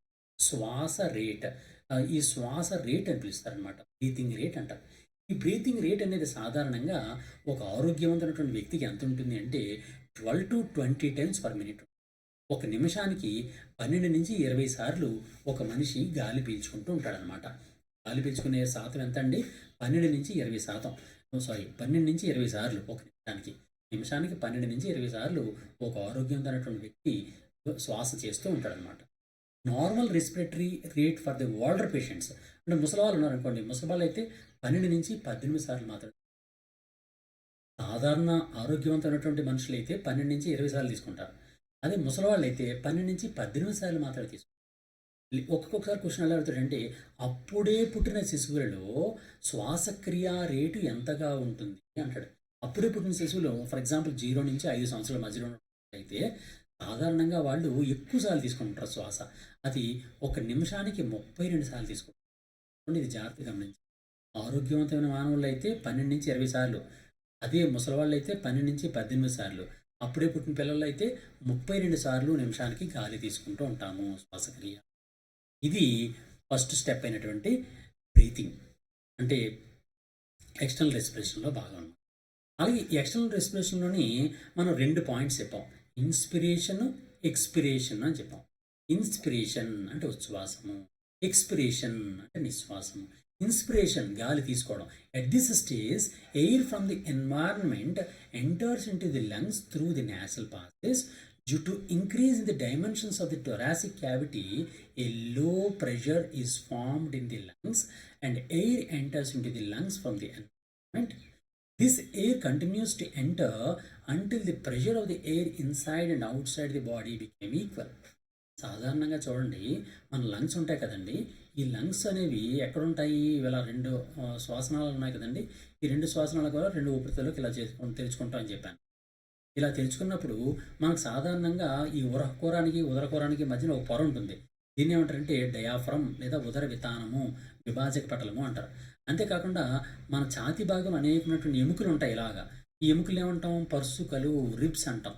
ఈ రిబ్స్ మరియు ఈ ఉదర వితానము డయాఫ్రమ్ యొక్క ప్రభావం వలన ఇవి విచ్చుకోవడం వలన లోపల అల్పపీడనం ఏర్పడుతుందండి. అల్పపీడనం, లో ప్రెషర్ ఏర్పడుతుంది. ఇప్పుడు లో ప్రెషర్ ఎప్పుడైతే ఏర్పడిందో, ఇక్కడ అల్పపీడనం ఎప్పుడైతే ఏర్పడిందో, బయట గాలిలో అధిక పీడనం ఉంటుంది వాతావరణంలో. అంటే అల్పపీడనం కన్నా ఇక్కడ అల్పపీడనం ఏర్పడింది కాబట్టి ఇక్కడ అధిక పీడనం అని ఏర్పడుతుంది. ఇప్పుడు అధిక పీడనం ఉన్నటువంటి గాలి మన ముక్కు ద్వారా, మన ముక్కు ఇలా ఉంది కదండి, ఈ ముక్కు ద్వారా నాసికా రంధ్రాల ద్వారా నాసికాకురంలోకి, నాసికాకురం ద్వారా ఫ్యారింగ్స్ గ్రసన లోపలికి, గ్రసన ద్వారా ట్రాకియాలోకి, ట్రాకియా ద్వారా బ్రాంకై లోపలికి, బ్రాంకై ద్వారా బ్రాంక్యూల్స్ లోపలికి, బ్రాంక్యూల్స్ నుంచి ఆల్వియా లోపలికి వచ్చేస్తూ ఉంటుంది గాలి. ఆ విధంగా ప్రయాణం చేస్తుంది. ఈ విధంగా చేస్తుంది. ఆ విధంగా ప్రయాణం చేయడాన్ని ఇన్స్పిరేషన్ అని పిలుస్తారు. ఈ ఇన్స్పిరేషన్కి ఎవరెవరు పనికొచ్చారు? ఉదర వితానం అంటే డయాఫ్రమ్ పనికొచ్చింది. అలాగే పక్కన ఉన్నటువంటి పరుసుకులు కూడా పనికొచ్చాయి. మన పరుసులు ఎన్ని ఉంటాయండి? పరుసుకులు 12 pairs ఉంటాయి. 12 చేత ఇటువైపు 12 ఉంటాయి, ఇటువైపు 12 ఉంటాయి అన్నమాట. 12 pairs of ribs will be there for the human. Okay. అలాగే diaphragm is flat and during inspiration. Inspiration టైంలో డయాఫ్రమ్ అనేది ఫ్లాట్గా తయారైపోతుంది. ఇప్పుడు ఎక్స్పిరేషన్ జరుగుతుంది. ఎక్స్పిరేషన్ ఏం జరుగుతుందంటే, in this process air comes out of the lungs. The maximum volume of air which can be inhaled by human is called as total lung capacity. ఇప్పుడు సాధారణంగా మనం చూడండి, గాలి పీల్చుకున్నాం కదండి, ఆ గాలి పీల్చుకోవడం అనేది ఊపిరితిత్తుల్లో బిగబెట్టేటటువంటి మొత్తం గాలి యొక్క పరిమాణం అనేది ఒక్కొక్క మనిషికి ఒక్కొక్కలా ఉంటుంది. ఆ మనిషి యొక్క ఆ కెపాసిటీని టోటల్ లంగ్ కెపాసిటీ అంటారన్నమాట. లంగ్స్ లోపల గాలి నుంచుకోగలిగేటువంటి శక్తి, దాన్ని టోటల్ లంగ్ కెపాసిటీ అని పిలుస్తారు అనమాట. ఈ విధంగా దీని యొక్క రెస్పిరేషన్ అనేది ఇన్హిలేషను, ఇన్స్పిరేషను, ఎక్స్పిరేషను జరుగుతూ ఉంటాయి అన్నమాట. ఇది ఫస్ట్ స్టెప్. నెక్స్ట్ ఇదే సమయంలో ఎక్స్చేంజ్ ఆఫ్ గ్యాసెస్ జరుగుతూ ఉంటాయి. ఎక్స్చేంజ్ ఆఫ్ గ్యాసెస్ అంటే ఏంటి? The exchange of gases takes place inside the lungs. This gaseous exchange takes place on the basis of a concentration gradient through normal diffusion. The exchange of oxygen and carbon dioxide gases takes place due to their difference in the partial pressure. The direction of diffusion is both sides. Diaphragm is arched during normal expiration. ఈ విధంగా మన సాధారణంగా exchange of gases జరుగుతుంది. Exchange of gases మళ్ళీ ఒకసారి చెప్తాను చూడండి. సాధారణంగా ఒక గాలి అనేది ప్రయాణం చేసింది కదండి, ఎక్కడెక్కడి నుంచి ప్రయాణం చేసింది? ఫస్ట్ నోసు ద్వారా నాస్టిల్స్ ద్వారా నాసల్ ఛాంబర్. ఇది ఎందుకు చెప్తున్నంటే, ఒకసారి క్వశ్చన్ ఇది అడిగాడు. ఈ రెస్పిరేటరీ మెకానిజంలో వరుసలో ఉన్నటువంటి తప్పును గుర్తించము అని ఇచ్చాడు అనమాట. అందువల్ల ఈ వరుస క్రమాన్ని గుర్తించుకోవాలి మనం. నాసల్ ఛాంబర్ నుంచి ఫ్యారింగ్స్ నుంచి లారింగ్స్ నుంచి ట్రాకియా నుంచి బ్రాంకై నుంచి బ్రాంకియోల్ నుంచి ఆల్వియోలై. ఓకే, ఇది ఇన్స్పిరేషన్ మెకానిజం. ఇది ఇన్స్పిరేషన్ అన్నమాట. ఇన్స్పిరేషన్ మెకానిజం ఎలా జరిగిందండి? నోస్ నుంచి నాస్టిల్ నుంచి నాసిల్ ఛాంబర్ నుంచి ఫ్యారింగ్స్ నుంచి లారింగ్స్ నుంచి ట్రాకియా నుంచి బ్రాంకై నుంచి బ్రాంకియా నుంచి ఆల్వియోలలోకి వచ్చింది. ఆల్వియోలలో గ్యాసెస్ ఎక్స్చేంజ్ జరిగింది. గ్యాసెస్ ఎక్స్చేంజ్ ఎలా జరిగింది? ఫర్ ఎగ్జాంపుల్, ఇది బ్రాంకియోల్ అనేది ఇలా వచ్చి ఒక ఆల్వియోల లోపల తెరుచుకుంది. ఇది ఆల్వియోల లోపలికి ఇన్స్పిరేషన్ ద్వారా గాలి వచ్చింది. గాలిలో ఆక్సిజన్ పర్సంటేజ్ 21% ఆఫ్ ఆక్సిజన్ లోపలికి వచ్చింది. ఆల్వియోలకు చుట్టూ కూడా లోపల రక్తం అనేది ఉంటుంది. ఇది ఇంప్యూర్ బ్లడ్. ఈ ఇంప్యూర్ బ్లడ్లో ఏముంది? కార్బన్ డైఆక్సైడ్ ఉంది. ఇప్పుడు ఈ కార్బన్ డైఆక్సైడ్ అనేది ఆల్వియోల లోపలికి, ఆక్సిజన్ అనేది రక్తం లోపలికి ఎక్స్చేంజ్ జరుగుతుంది అనమాట. దీన్ని గ్యాసియస్ ఎక్స్చేంజ్ అని పిలుస్తారు. ఈ విధంగా గ్యాసెస్ ఎక్స్చేంజ్ జరిగిపోయిన తర్వాత ఏమైంది? రక్తం అనేది కార్బన్ డైఆక్సైడ్ కోల్పోయి ఆక్సిజన్ పొందింది. అంటే అది ప్యూర్ బ్లడ్ కింద మారిపోయింది. ఇప్పుడు ప్యూర్ బ్లడ్ అయిపోయిన తర్వాత దీనిలో ఉండే కార్బన్ డైఆక్సైడ్ వచ్చింది కాబట్టి ఎయిర్ అనేది ఏమవ్వాలి? కార్బన్ డైఆక్సైడ్ ఎక్కువైపోయింది. ఈ ఎక్కువైపోయిన కార్బన్ డైఆక్సైడ్ బయటికి పంపించబడాలి. ఎలా పంపిస్తుంది? ఆల్వియోల నుంచి బ్రాంకియోల్స్లోంచి, ఇందాక రివర్స్ అనమాట. ఆల్వియోల నుంచి బ్రాంకియోల్కి, బ్రాంకియోల్ నుంచి బ్రాంకైకు, బ్రాంకై నుంచి ట్రాకియా నుంచి లారింగ్స్ నుంచి ఫ్యారింగ్స్ నుంచి నాసల్ ఛాంబర్ నుంచి నాస్టిల్ నుంచి నోస్ నుంచి బయటకు విడుదల చేయబడుతూ ఉంటుంది. దీన్ని ఎక్స్పిరేషన్ అంటారు. ఓకే, ఇది నిశ్వాసము, ఇది ఉచ్ఛ్వాసము అన్నమాట. ఇది ఈ విధంగా శ్వాసక్రియ అనేది మనుషుల్లో జరుగుతూ ఉంటుంది. ఇప్పుడు ట్రాన్స్పోర్ట్ ఆఫ్ గ్యాసెస్ గురించి కొన్ని పాయింట్లు చెప్తాను. The process of reaching of gases from lungs to the cells of the body and coming back again to the lungs is called as transportation of gases. The transportation of oxygen takes place by hemoglobin present in blood. Transportation of carbon dioxide from cells to lung takes place by hemoglobin only to the extent of 10 to 20% only. Transportation of carbon dioxide takes place through circulation of blood by mixing with plasma in the form of bicarbonates. ఇప్పుడు నీకు ఒక point చెప్పిన తర్వాత మిగిలిన నేను చెప్తాను. ఇక్కడ transportation of gases ఉంది కదండి. ట్రాన్స్పోర్టేషన్ ఆఫ్ గ్యాసెస్ అంటే అర్థం ఏంటి అంటే మనకు లంగ్స్ ఉంటాయి, మన శరీరంలో లంగ్స్ ఉన్నాయి. ఆ లంగ్స్ దగ్గర నుంచి లంగ్స్ దగ్గర నుంచి మన బాడీ పార్ట్స్ అన్నిటికి కూడా ఆక్సిజన్ సరఫరా చేయడం అన్నమాట. ఏ విధంగా జరుగుతుంది? లంగ్స్ నుంచి హార్ట్కి వెళ్తుంది, హార్ట్కి రక్తం వెళ్తుంది, హార్ట్ నుంచి బాడీ పార్ట్స్ అన్నిటికి కూడా రక్తం పంపించబడుతూ ఉంటుంది అనమాట. బాడీ పార్ట్స్ అన్నిటికీ మిగిలిన బాడీ పార్ట్స్ పంపిస్తుంది. హార్ట్ నుంచి బాడీ పార్ట్స్కి ఎలా పంపిస్తుంది? ధమనులు అనే భాగాల ద్వారా పంపిస్తుంది. ఆర్టరీస్ అనే భాగాల ద్వారా రక్తం పంపించబడుతూ ఉంటుంది. ఆ ఆర్టరీస్ లోపల బ్లడ్ అనేది ఉంటుంది. ఆ బ్లడ్ ద్వారా రక్తం ద్వారా ఆక్సిజన్ అనేది పంపించబడుతుంటుంది. ఇది బ్లడ్లో ఏముంటుంది? బ్లడ్లో ఉన్నటువంటి మెయిన్ పార్ట్స్ ఏంటి అంటే 2 పార్ట్స్ ఉంటాయి. ఒకటి లిక్విడ్, ఆ లిక్విడ్ని ఏమంటాం? ప్లాస్మా అంటాం. మిగిలిన ఏమంటాం? బ్లడ్ సెల్స్ అంటాం. ఈ బ్లడ్ సెల్స్ అనేవి 3 రకాలుగా ఉంటాయి. ఒకదాన్ని ఆర్బీసీ అంటారు, ఇంకో దాన్ని డబ్ల్యూబీసీ అంటారు, ఇంకో దాన్ని ప్లేట్లెట్స్ అంటారు. ఓకేనండి, ప్లేట్లెట్స్. ఇప్పుడు ఆర్బీసీ ఉంది కదండి, రెడ్ బ్లడ్ కార్పసెల్. ఈ రెడ్ బ్లడ్ కార్పసెల్ అనేది ఇలా ఉండి లోపల హీమోగ్లోబిన్ అనే భాగాన్ని కలిగి ఉంటుంది. ఈ హీమోగ్లోబిన్తో మనం చెప్పుకున్నాం కదండి, రక్తం అనేది ఆల్వియోల దగ్గరికి వచ్చింది. ఆ ఆల్వియోల దగ్గరికి వచ్చినటువంటి ఈ రక్తంలో ఉండే హీమోగ్లోబిన్ ఆక్సిజన్తో రియాక్ట్ అవుతుంది. ఆక్సిజన్తో రియాక్ట్ అయ్యి ఆక్సీ హీమోగ్లోబిన్గా ఏర్పడుతుంది. Oxyhaemoglobin. ఈ విధంగా HB will react with oxygen and gives rise to HbO2 4 times. ప్రతి హీమోగ్లోబిన్ కూడా 4 ఆక్సిజన్ మాలిక్యూల్స్ రియాక్ట్ అవుతుంది. అందువలన ఆక్సి హీమోగ్లోబిన్ని HbO2 4 టైమ్స్ అని పిలుస్తూ ఉంటారు. ఈ విధంగా ఉంటుంది. ఈ విధంగా HbO2 4 టైమ్స్ రూపంలో శరీరం అన్ని భాగాలు కూడా అంటే బాడీ పార్ట్స్ అన్నిటికీ కూడా ఆక్సిజన్ అనేది అందించబడుతూ ఉంటుంది అనమాట. ఈ విధంగా ఆక్సిజన్ అనేది ట్రాన్స్పోర్ట్ అవుతూ ఉంటుంది. మరి కార్బన్ డైఆక్సైడ్ ఎలా ట్రాన్స్పోర్ట్ అవుతుంది? మన బాడీ లోపల కార్బన్ డైఆక్సైడ్ ఉంటుంది. ఈ కార్బన్ డైఆక్సైడ్ అనేది సాధారణంగా ఏం జరుగుతుందంటే మనం చూడండి, ఎప్పుడు మనం సోడా తాగుతాం. సోడా అంటే అర్థం ఏంటి? వాటర్ లోపలికి H2O, ఈ వాటర్ లోపలికి కార్బన్ డైఆక్సైడ్ పంపిస్తారు. వాటరు కార్బన్ డైఆక్సైడ్ రియాక్ట్ అయ్యి కార్బన్ డైఆక్సైడ్ మిక్స్ అయ్యి H2CO3 లేదా కార్బోనిక్ యాసిడ్ అనేది ఫామ్ అవుతుంది. Carbonic acid. ఈ కార్బోనిక్ యాసిడ్నే మనం సోడా అని పిలుస్తాం అన్నమాట. అంటే మనకి ఇక్కడ తెలుసుకోవాల్సిన పాయింట్ ఏంటంటే నీటి లోపల కార్బన్ డైఆక్సైడ్ పుష్కలంగా కరుగుతుంది అని మనకు అర్థమవుతుంది.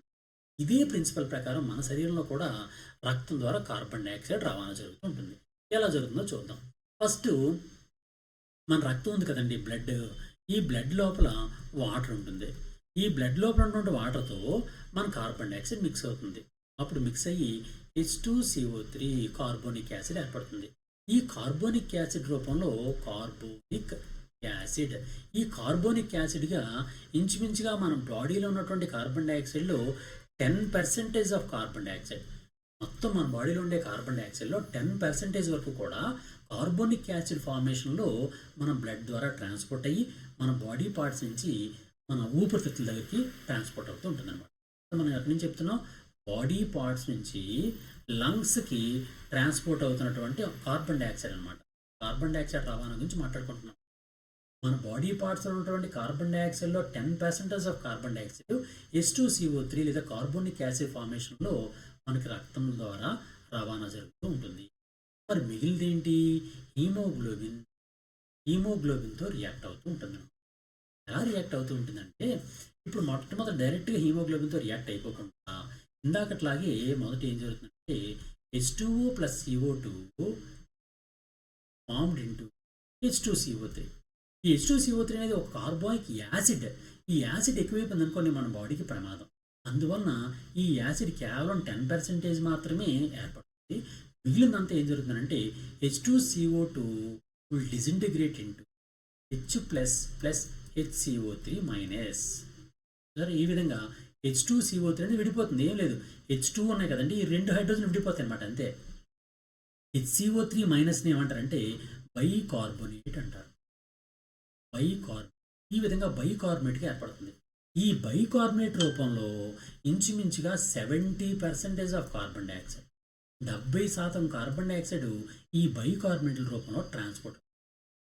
ఇంకెంత మిగిలిపోయింది? 70 + 10 అంటే 80% అయింది. ఇంకా 20% మిగిలిపోయింది. ఆ 20% ఏమవుతుందంటే కార్బాక్సిలిక్ కార్బాక్సిలిక్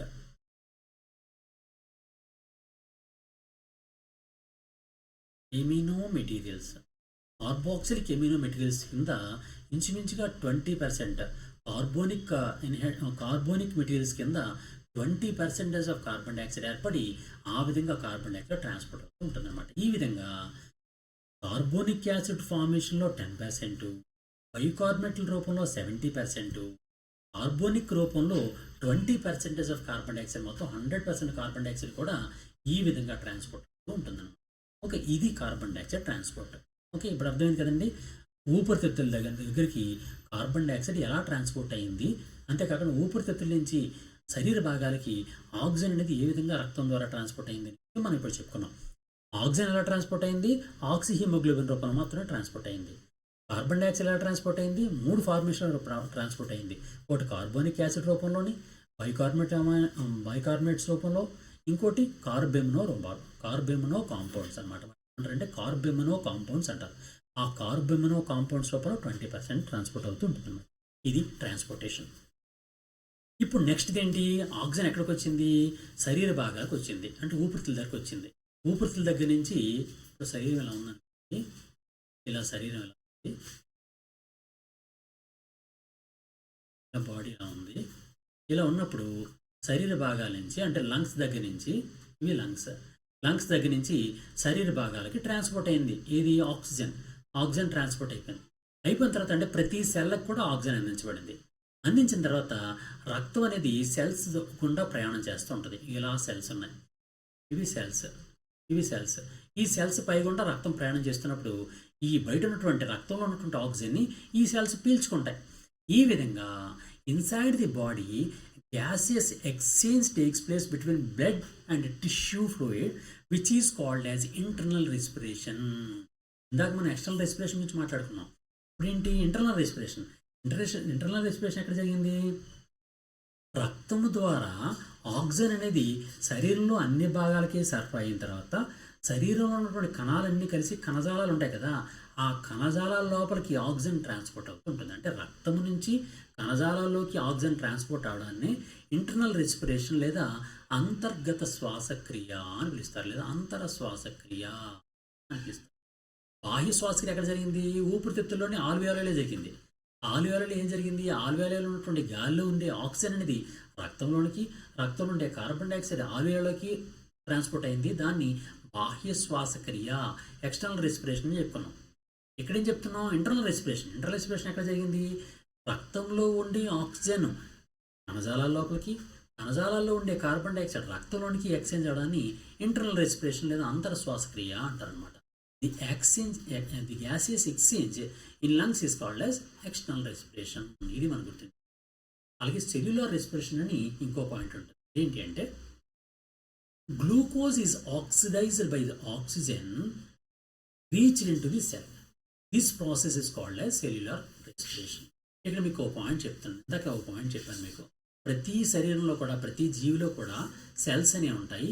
మధ్యలో కేంద్రకం ఉంటుంది. బయట అనేకమైనటువంటి సెల్ ఆర్గనెలే ఉంటాయి. ఆ సెల్ ఆర్గనెల్లో ప్రధానమైనది మైటోకాండ్రియా అని చెప్పుకున్నాం. ఈ మైటోకాండ్రియాలోని ఎనర్జీ ప్రొడక్షన్ జరుగుతుంటుంది. ఇది మైటోకాండ్రియాలోనే ఎనర్జీ ప్రొడక్షన్ జరుగుతుంది అని చెప్పాను. ఎనర్జీ ప్రొడక్షన్ ఎలా జరుగుతుంది? ఈ మైటోకాండ్రియాకి ఏంటంటే ఇవ్వాలి? గ్లూకోజ్ ఇవ్వాలి, ఆక్సిజన్ ఇవ్వాలి. అంటే గ్లూకోజ్ ఈజ్ ఆక్సిడైజ్డ్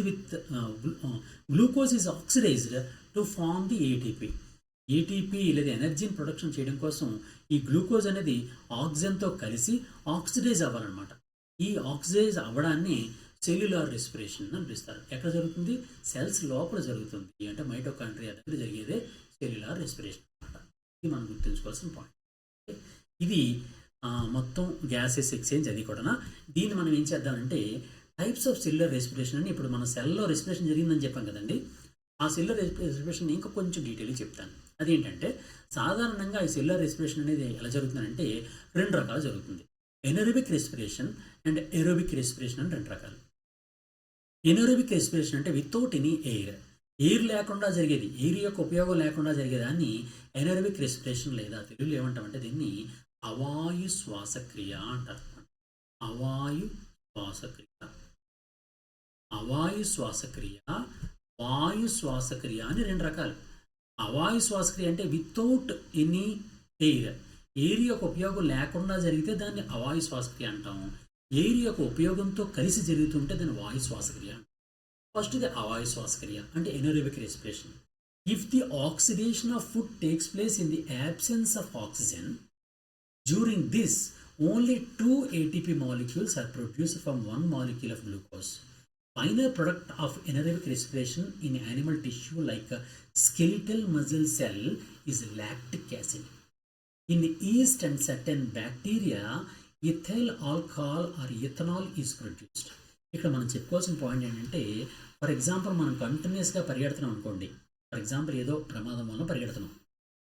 కొంతసేపు బాగా పరిగెట్టిన తర్వాత కొంతసేపు అయిన తర్వాత మన కాళ్ళు విపరీతమైన పెయిన్ వచ్చేస్తుంటాయి, కాళ్ళు విపరీతమైన బరువు పెరిగిపోతుంటాయి. దాంతో వెంటనే ఇంక అక్కడి నుంచి ఒక అడుగు కూడా మనం ముందు వేయలేం. దానికి కారణం ఏంటి అని అంటే సాధారణంగా మనకు అప్పుడు మనం ఊపిరి కూడా చాలా ఎక్కువ తీసుకుంటుంటాం. ఊపిరి తీసుకుంటుంటే దాని అర్థం ఏంటి, ఆక్సిజన్ ఎక్కువగా యూటిలైజ్ చేయబడుతుంది. అంటే మన మైటోకాండ్రియా లోపల మనకు సెల్లో ఉంది కదండి, ఇందా నేను చెప్పినట్టుగానే సెల్ ఎలా ఉంది కదండి, సెల్ లోపల చేస్తుంది మైటోకాండ్రియా ఉంది. మైటోకాండ్రియా కొంచెం పెద్దది చేస్తున్నాను. ఇప్పుడు మైటోకాండ్రియా అనేది ఇలా ఉన్నప్పుడు ఈ మైటోకాండ్రియాని మనం ఏం చెప్తున్నాం, మనకు అత్యవసరం కాబట్టి ఎక్కువ ఎనర్జీ ప్రొడ్యూస్ చేయమంటున్నాం. ఈ మైటోకాండ్రియాని ఎక్కువ ఎనర్జీ ప్రొడ్యూస్ చేయమని చెప్తున్నాం. ఎందుకు, అత్యంత ప్రమాదం కాబట్టి, ప్రమాదంలో పరిగెడుతున్నాం కాబట్టి. అప్పుడు ఏం చేస్తుంది, ఇది ఎక్కువ ఎనర్జీని ఉత్పత్తి చేస్తుంది. ఎనర్జీ ఒక ఫామ్ ఏంటి, ఏటీపీ, ఎడినోసిన్ ట్రైఫాస్ఫేట్ అనేటువంటి ఎనర్జీని ఉత్పత్తి చేస్తుంది. ఇది ఎనర్జీ ఉత్పత్తి చేయాలంటే దీనికి ఏంటి ఇవ్వాలి, మైటోకాండ్రియాకి గ్లూకోజ్ ఇవ్వాలి. రక్తం ద్వారా గ్లూకోజు అందుతోంది. ఇంకోటి కూడా ఇవ్వాలి, ఏంటి ఇవ్వాలి, ఆక్సిజన్ ఇవ్వాలి. ఆక్సిజన్ లేకపోయినా సరే పనిచేయదు, ఈ ఆక్సిజన్ కూడా ఇవ్వాలి. ఇప్పుడు ఈ గ్లూకోజు ఆక్సిజన్ రెండు ఇస్తే ఈ గ్లూకోజ్ని ఆక్సిజన్ని చర్య పొందించి మైటోకాండ్రియా అనేది ఏటీపీని తయారు చేస్తూ ఉంటుంది. ఇలాంటి సమయంలో మనం ఏం చేస్తున్నాం, గ్లూకోజ్ని ఎక్కువిస్తున్నాం. ఊపిరి ఎక్కువ తీసుకోవడం వలన ఆక్సిజన్ కూడా ఎక్కువిస్తున్నాం. కానీ కొంతసేపు పోయిన తర్వాత అంతకన్నా ఎక్కువ మనం ఇవ్వలేకపోతున్నాం కాబట్టి ఏమవుతుందంటే ఆక్సిజన్ లేకుండా ఓన్లీ గ్లూకోజ్తో మైటోకాండ్రియా అనేది ఎనర్జీ ప్రొడక్షన్ చేస్తుంటుంది. వితౌట్ ఆక్సిజన్ ఎనర్జీ ప్రొడక్షన్ చేస్తుంది మైటోకాండ్రియా. అన్ని ఎనరోబిక్ రెస్పిరేషన్ లేదా అవాయు శ్వాసక్రియ అంటారు. ఇందులో ఏం జరుగుతుందంటే ఒక గ్లూకోజ్ మాలిక్యూల్ నుంచి ఒక గ్లూకోజ్ మాలిక్యూల్ ఉపయోగించబడితే ఆ గ్లూకోజ్ మాలిక్యూల్ నుంచి కేవలం 2 ఏటీపీలు మాత్రమే మాలిక్యూల్స్ తయారు చేస్తుంది మైటోకాండ్రియా. ఎందుకు, ఎనర్జీ లేదు కాబట్టి. ఎనర్జీ ఆక్సిజన్గా ఉంటే ఎక్కువ ఏటీపీ ఉత్పత్తి చేస్తుంది. కానీ ఏటీపీలు అవాయు శ్వాసక్రియలో చాలా తక్కువ ఏటీపీలు మాత్రమే ప్రొడక్షన్ జరుగుతూ ఉంటుంది అనమాట. ఇన్ని ఒక గ్లూకోజ్ మాలిక్యూల్ నుంచి 2 ఏటీపీలు మాత్రమే వినియోగించబడుతూ ఉంటుంది. ఎలాగా, ఇప్పుడు చూడండి, ఇక్కడ మనం ఈక్వేషన్ కూడా వేసాం. C6H12O6 అంటే గ్లూకోజ్. ఈ గ్లూకోజ్ అనేది విడిపోయి C3H6O3 లేదా లాక్టిక్ యాసిడ్గా ఏర్పడుతుంది. కొద్దిగా ఎనర్జీ ఉత్పత్తి అవుతూ ఉంటుంది. ఇప్పుడు ఈ లాక్టిక్ యాసిడ్ అనేది ఏంటి అంటే మన మజిల్స్లో చేరిపోతుంది. మనం పరిగెడుతున్నప్పుడు మజిల్లో చేరిపోతుంది. అదే మనకు బరువుగా అనిపిస్తుంది, వల్ల మనం అక్కడి నుంచి పరిగెట్టలేము. ఆ విధంగా లాక్టిక్ యాసిడ్ ఉన్నప్పుడు మన మజిల్ అనేది పట్టేస్తుంది అనమాట. పట్టించి ఇంకా అక్కడి నుంచి పనిచేస్తుంది. ఆ విధంగా అవాయు శ్వాసక్రియకి కొన్ని రెస్ట్రిక్షన్స్ ఉన్నాయి. ఇప్పుడు మనం వాయుస్ అయితే శ్వాసక్రియ చూద్దాం. Aerobic respiration. It takes place in the presence of oxygen. Oxygen ఉన్నప్పుడు మాత్రమే జరిగే శ్వాసక్రియ aerobic respiration. The complete oxidation of glucose takes place as a result of CO2 and H2O is formed and energy is released in huge amount. అంటే ఈ శ్వాసక్రియలో ఎక్కువగా glucose production జరుగుతుంటుంది. ఎలా జరుగుతుందో ఒకసారి చూద్దాం. C6H12O6 ఉంది కదండి, అంటే గ్లూకోజ్. ఈ గ్లూకోజ్ అనేది వాయు సహిత శ్వాసక్రియలో 6 ఆక్సిజన్ మాలిక్యూల్స్తో రియాక్ట్ అవుతుంది. రియాక్ట్ అయ్యి ఏంటంటే ఏర్పాటు చేస్తుంది తెలుసా, 6 కార్బన్ డైఆక్సైడ్ ఫామ్ చేస్తుంది, 6 H2O అంటే వాటర్ మాలిక్యూల్ ప్రొడక్షన్ చేస్తుంది. అంతేకాకుండా 38 ఏటీపీలు ప్రొడక్షన్ చేస్తుంది. చూడండి ఎంత ఎక్కువ, 8 ఏటీపీలు అంటే ఇంచుమించుగా 2870 కిలో జౌల్స్ ఎనర్జీ అనేది ప్రొడక్షన్ జరుగుతూ ఉంటుంది అనమాట. అంత ఎక్కువ ఎనర్జీ ప్రొడక్షన్ అవుతుంది. ఇప్పుడు ఏరోబిక్ రెస్పిరేషన్. ఏరోబిక్ రెస్పిరేషన్‌లో ఎంత ఎనర్జీ ప్రొడక్షన్ జరుగుతుంటే, ఎనరోబిక్ రెస్పిరేషన్‌లో కేవలం 2 ఏటీపీలు మాత్రమే ఏర్పడతాయన్నమాట. ఇక్కడ మాత్రం 38 ఏటీపీలు ఏర్పడుతున్నాయి. అది ఎనరోబిక్ రెస్పిరేషన్‌కి, ఏరోబిక్ రెస్పిరేషన్‌కి అంటే అవాయు శ్వాసక్రియకి, వాయు సహిత శ్వాసక్రియకి ఉన్నటువంటి అదనమాట. The complex process in cellular respiration is divide into 2 parts. ఈ మొత్తం ప్రాసెస్ అనేది ఎలా జరుగుతుందంటే, ఒకటి గ్లైకాలిసిస్ అని, క్రెబ్స్ సైకిల్ అని, ఒక మెయిన్ 2 పార్ట్స్ విన్నాం. మూడోది కూడా ఉందనుకోండి ఎలక్ట్రాన్ ట్రాన్స్పోర్ట్ అని. కానీ ముఖ్యంగా ఈ గ్లైకాలిసిస్, క్రెబ్స్ సైకిల్ కింద జరుగుతుంటుంది. ఇప్పుడు నేను ఇక్కడ ఎందుకు ఇంత డెప్త్ ఇస్తున్నానంటే, మన కాంపిటేటివ్ ఎగ్జామ్లో చాలా ఎక్కువ డెప్త్ అడుగుతున్నాడండి. అందుకోసమని ఈ క్వశ్చన్స్ మీద ఎక్కువ డెప్త్ అడుగుతున్నాడు కాబట్టి కొంచెం డెప్త్ చెప్తున్నాను అనమాట. మీరు ఏమైనా అర్థం కాకపోతే మళ్ళీ ఒకసారి మీరు వినండి, లేకపోతే నాకు కామెంట్ రూపంలో తెలియజేయండి, నేను మళ్ళీ ఎక్స్ప్లెయిన్ చేయడానికి ట్రై చేస్తాను. ఇప్పుడు మళ్ళీ చూడండి, ఏరోబిక్ రెస్పిరేషన్ ఉంది కదండి, ఆ వాయు సహిత శ్వాసక్రియ. వాయు సహిత శ్వాసక్రియలో 3 భాగాలు ఉంటాయి.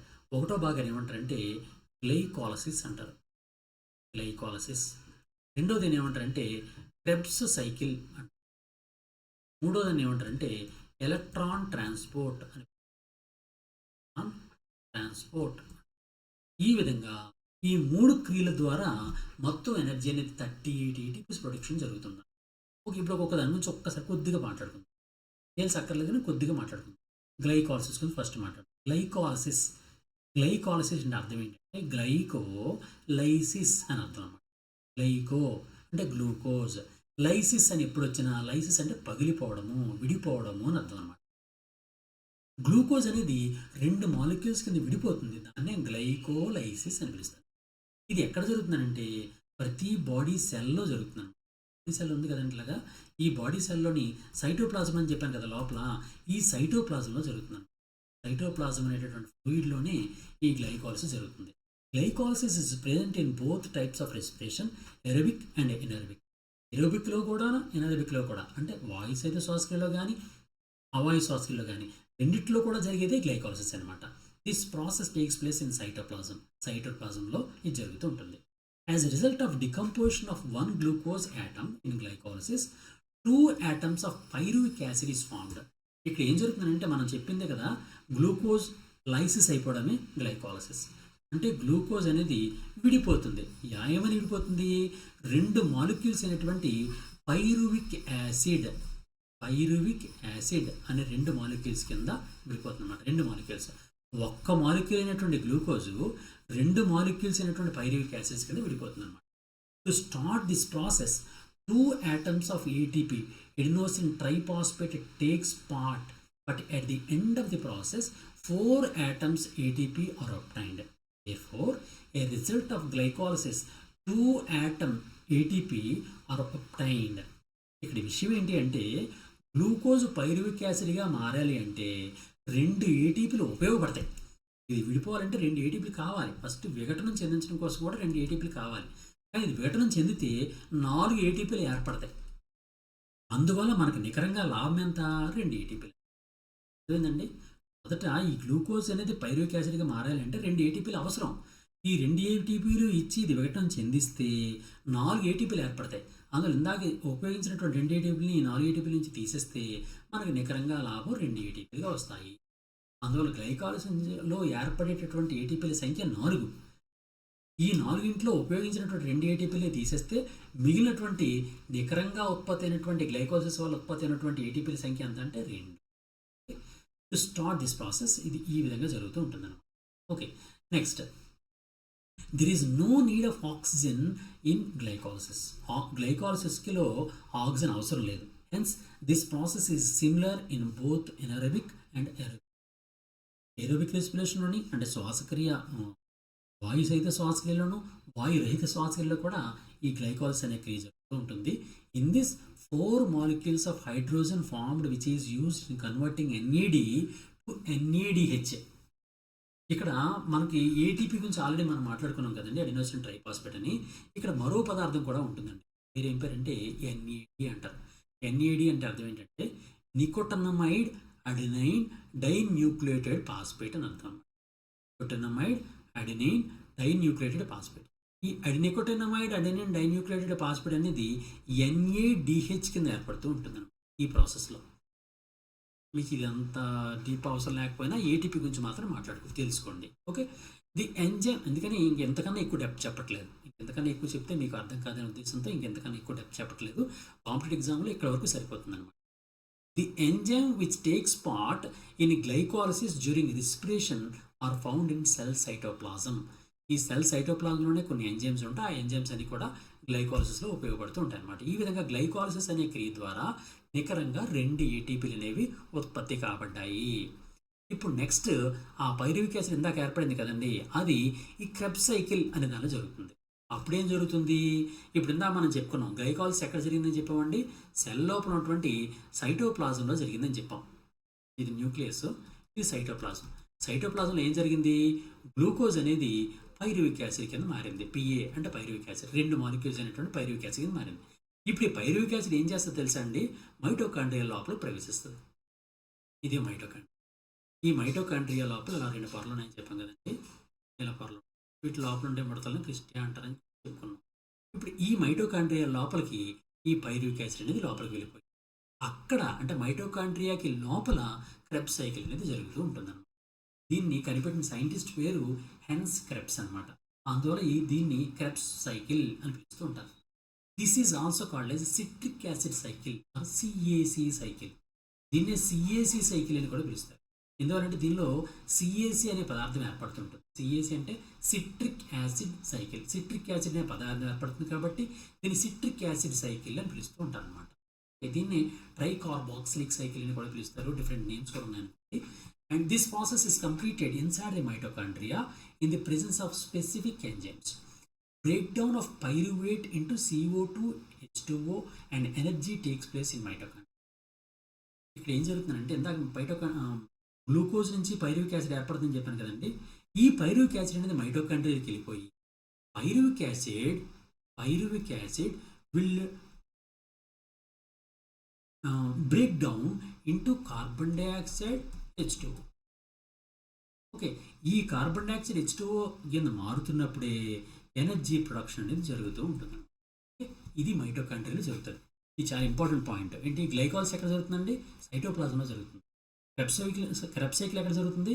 మైటోకాండ్రియాలో జరుగుతుంది. ఎందుకు జరుగుతుంది? గ్లైకాలిసిస్ చేయాల్సినటువంటి ఎంజైమ్లు అన్నీ కూడా సైటోప్లాజంలో ఉంటాయి. క్రెబ్స్ సైకిల్ చేయాల్సినటువంటి ఎంజైమ్స్ అన్నీ కూడా మైటోకాండ్రియాలో ఉంటాయి. అందువల్ల అందులో జరుగుతూ ఉంటుంది అనమాట. ఓకే, ఆ ఎంజైమ్స్ ఉపయోగించుకొని చేస్తుంటుంది కాబట్టి స్పెసిఫిక్గా ఆ పార్ట్లోనే జరుగుతూ ఉంటుంది అనమాట. ఇక్కడ క్రెబ్స్ సైకిల్ ఏం జరిగింది? పైరువిక్ యాసిడ్ అనేది కార్బన్ డైఆక్సైడ్ అండ్ H2O కింద రిలీజ్ అయిపోయింది, విడిపోయింది అనమాట. ఆ విడిపోతున్నప్పుడే ఎనర్జీ ప్రొడక్షన్ జరుగుతూ ఉంటుందన్నమాట. ఓకే, అలాగే break down of pyruvate into CO2, H2O and energy takes place in mitochondria. 2 atoms of each ADP and ATP are formed. In this cycle, 4 pairs of hydrogen atom are released. Incomplete cycle, 2 molecules of pyruvic acid produces 12 molecules of carbon dioxide. Maximum number of ATP molecules are formed during Krebs cycle. ఈ మొత్తం cycle అంతా కూడా ఇంచుమించుగా 10 స్టెప్లో జరుగుతుందండి. Krebs సైకిల్లో మొత్తం ఎన్ని స్టెప్స్ ఉంటాయో తెలుసు కదండి, మొత్తం 10 స్టెప్స్ ఉంటాయి. ఈ 10 స్టెప్స్లో మొత్తం అన్నింటిలో కూడా ఈ సిట్రిక్ యాసిడ్ ఫామ్ అవుతుంది. అందువల్ల దీన్ని సిట్రిక్ యాసిడ్ సైకిల్ అని కూడా పిలుస్తుంటారు. ఈ మొత్తం 10 స్టెప్పుల్లో కంప్లీట్ అయిపోయేటప్పటికి మొత్తం మనకు అత్యధికంగా ఏటీపీ మాలిక్యూల్స్ అనేవి ఫామ్ అవుతూ ఉంటాయి అన్నమాట. Next energy production. By the oxidation of pyruvic acid 1 atom of ATP, 5 atoms of NADH and 1 ATP atom of NADH2 are formed. From 1 atom of NADH, 3 atoms of ATP and from 1 atom of NADH2, 2 atoms of ATP are obtained. From 1 atom of glucose, 2 atoms of pyruvic acid are formed, by which 36 atoms of ATP are released. During the glycolysis, 2 atoms of ATP are obtained. Hence, during oxidation of 1 atom of glucose, total 2 plus 36 is equal to 38 ATP atoms are obtained. చాలా కన్ఫ్యూజింగ్గా ఉన్నట్టుంది. ఇప్పుడు నేను ఒక్కసారి clarity ఇస్తాను చూడండి, ఒక చిన్న clarity. సాధారణంగా ఈ సెల్ రెస్పిరేషన్లో 2 ప్రాసెస్లు మాత్రమే చెప్పుకున్నాం. దానికి 3 ప్రాసెస్లు ఉంటాయి, అంత డెప్త్ అక్కర్లేదు. కేవలం 2 ప్రాసెస్లు మాత్రం క్వశ్చన్స్ ఇచ్చిన దాన్ని బట్టి అనమాట. ఆ 2 ప్రాసెస్లో ఒకటో ప్రాసెస్ పేరు ఏం పేరంటే గ్లైకాలిసిస్. గ్లైకాలసిస్లో నికరంగా ఎన్ని ఏటీపీలు ఏర్పడ్డాయండి? 2 ఏటీపీలు మనకి ఏర్పడ్డాయి. నెక్స్ట్ ఏం జరిగింది? గ్లైకాలసిస్లో గ్లూకోజ్ నుంచి పైరువేట్ ఏర్పడింది. ఆ పైరువేట్ అనేది ఉపయోగించుకొని క్రెబ్స్ సైకిల్ స్టార్ట్ అయింది. Krebs cycle. ఈ క్రెబ్స్ సైకిల్లో ప్రత్యేకంగా గుర్తుంచుకోవాల్సింది ఏంటి? ఇందులో 10 స్టెప్స్ అయ్యాయి. 10 స్టెప్పుల్లో కూడా ప్రత్యేకంగా ఏం జరిగిందంటే ఏటీపీ మాలిక్యూల్స్ ఏర్పడ్డాయి. ఏటీపీ మాలిక్యూల్స్ ఏర్పడ్డాయి. ఎన్ఏడిహెచ్ ఏర్పడతాయి. NADH2 అనేవి ఏర్పడతాయి. ఈ 3 రకాలు ఏర్పడతాయండి. ఏటీపీలు ఏర్పడతాయి, NADHలు ఏర్పడతాయి, NADH2 అనేవి ఏర్పడుతూ ఉంటాయి అన్నమాట. ఈ 3 రకాలు కూడా ఏర్పడుతూ ఉంటాయి. ఈ 3 రకాల్లో మొట్టమొదటి ఏ విధంగా ఏర్పడతాయో ఒక్కసారి చూద్దాం. ఇప్పుడు NADHలు ఉన్నాయి కదండి. ప్రతి NADH నుంచి కూడా ఇంచుమించుగా ప్రతి NADH కూడా మొత్తం ఈ మొత్తం ప్రాసెస్లో 5 NADHలు ఏర్పడతాయండి. 5 NADH. అలాగే NADH2లు ఒక్క NADH ఏర్పడుతుందండి. ఇప్పుడు ఈ క్రెబ్స్ సైకిల్ అనమాట. క్రెబ్స్ సైకిల్లో 5 NADHలు ఏర్పడతాయి, ఒక NADH2 ఏర్పడుతుంది. అయితే ప్రతి NADH నుంచి కూడా 3 ఏటీపీలు ఏర్పడతాయి. 3 ఏటీపీలు. ఎన్ని NADHలు ఏర్పడ్డాయి? 5 ఏర్పడ్డాయి. అంటే ఒక్కొక్క దాని నుంచి 3 ఏటీపీలు కాబట్టి 5 3 15 ఏటీపీలు ఇక్కడ ఏర్పడ్డాయి అనమాట. ఓకే. అలాగే NADHలు ఒక్కటే ఏర్పడుతుంది. ప్రతి NADH నుంచి కూడా 2 ఏటీపీలు ఏర్పడతాయి. ఎన్ని మాలిక్యూల్స్? ఒకటే. అందువల్ల ఇక్కడ 2 ఏటీపీ. ఓకే. ఈ విధంగా ఇవో 2 ఏటీపీలు. ఇలా మొత్తం అన్నీ కలిపి ఇంచుమించుగా Krebs cycle, only Krebs cycle మీద 36 ఏటీపీలు ఏర్పడతాయండి. టోటల్ 36 ఏటీపీలు ఏర్పడతాయి. గ్లైకాలసిస్లో 2 ఏటీపీలు. ఇవి 2 ఏటీపీలు, ఇవి 36 ఏటీపీలు. మొత్తం 38 ఏటీపీలు ఏర్పడతాయి. ఇది మన కౌంట్ వచ్చింది. ఏంటి కౌంటు? క్వశ్చన్ ఏమైనా వస్తుంది అని అంటే, వాయు సహిత శ్వాసక్రియ అనంతరం మొత్తం ఏర్పడే ఏటీపీల సంఖ్య, ఒక్క గ్లూకోజ్ మాలిక్యూల్స్ నుంచి ఏర్పడే మొత్తం ఏటీపీల సంఖ్య ఎంత అంటే 30. ఇది మనం గుర్తించాల్సిన పాయింట్ అన్నమాట. ఓకే. దానికోసం ఈ వాదన. ఈ విధంగా మొత్తం సెల్ రెస్పిరేషన్ అంతట్లో కలిపి 38 ఏటీపీలు. గ్లైకాలసిస్లో 2 ఏటీపీలు, క్రెబ్స్ సైకిల్లో 36 ఏటీపీలు, మొత్తం మీద 38 ఏటీపీలు అనేవి ఏర్పడుతూ ఉంటాయన్నమాట. ఇది టోటల్ సెల్ రెస్పిరేషన్ గురించి అనమాట. ఓకే. ఇదండి. ఇది దీనికి సంబంధించినటువంటి ప్రధానమైనటువంటి అంశాలు. అంటే రెస్పిరేషన్ అనే దాని గురించి ఏ విధంగా క్వశ్చన్ ఇచ్చినా సరే, మన క్వశ్చన్ ఏ విధంగా వచ్చినా సరే, రెస్పిరేషన్ అనే టాపిక్ మీద మనం కంప్లీట్గా మనం ఇక్కడ వివరించడం జరిగిందనమాట. ఇక్కడ ఎందుకంటే డీవియేట్ చేయలేదు నేను. ఎందుకంటే ఒకసారి బ్రేక్ ఇచ్చామంటే ఆ కంటిన్యూషన్ దెబ్బతింటుందనే ఉద్దేశంతో ఇది ఒక పెద్ద వీడియో కింద చేశాను. లేకపోతే చేయకపోదును. ఇంత పెద్ద వీడియో ఎందుకు చేశానంటే, ఇది ఒకసారి బ్రేక్ ఇచ్చామంటే దీని కంటిన్యూషన్ దెబ్బతింటుంది. ఆ ఉద్దేశంతో మీకు మొత్తం టోటల్ రెస్పిరేషన్ మొత్తాన్ని అంతనే కలిపి ఒకే ఒక వీడియో కింద చేయడం జరిగింది. మీకు ఎటువంటి డౌట్స్ ఉన్నా సరే కామెంట్ రూపంలో తెలియజేయండి. లేదా 9949449949కి 41కి 9949449941 ఈ నెంబర్ నాదే. ఈ నెంబర్కి మీరు వాట్సాప్లో మెసేజ్ పెట్టినా సరే నేను డెఫినెట్గా మీకు సంబంధించిన ఆన్సర్ ఇస్తాను. కామెంట్ రూపంలో తెలియజేయండి. నెక్స్ట్ మన ఎవరైనా యాక్లబే కరెంట్ అఫైర్స్ యూట్యూబ్ ఛానల్ని సబ్స్క్రైబ్ చేయకపోతే సబ్స్క్రైబ్ చేసుకోండి. మన గాంధీవ్ యాప్ని డౌన్లోడ్ చేసుకోకపోతే ప్లేస్టోర్ నుంచి గాంధీవ్ అని ప్లేస్టోర్ నుంచి డౌన్లోడ్ చేసుకుంటే మీకు అన్ని క్లాసెస్ కూడా అవైలబిలిటీ ఉంటుంది. మన యాక్లబే గురించి మీ మిత్రులందరికీ కూడా తెలియజేస్తారని మిమ్మల్ని కోరుకుంటూ all the best. Thank you. God bless you.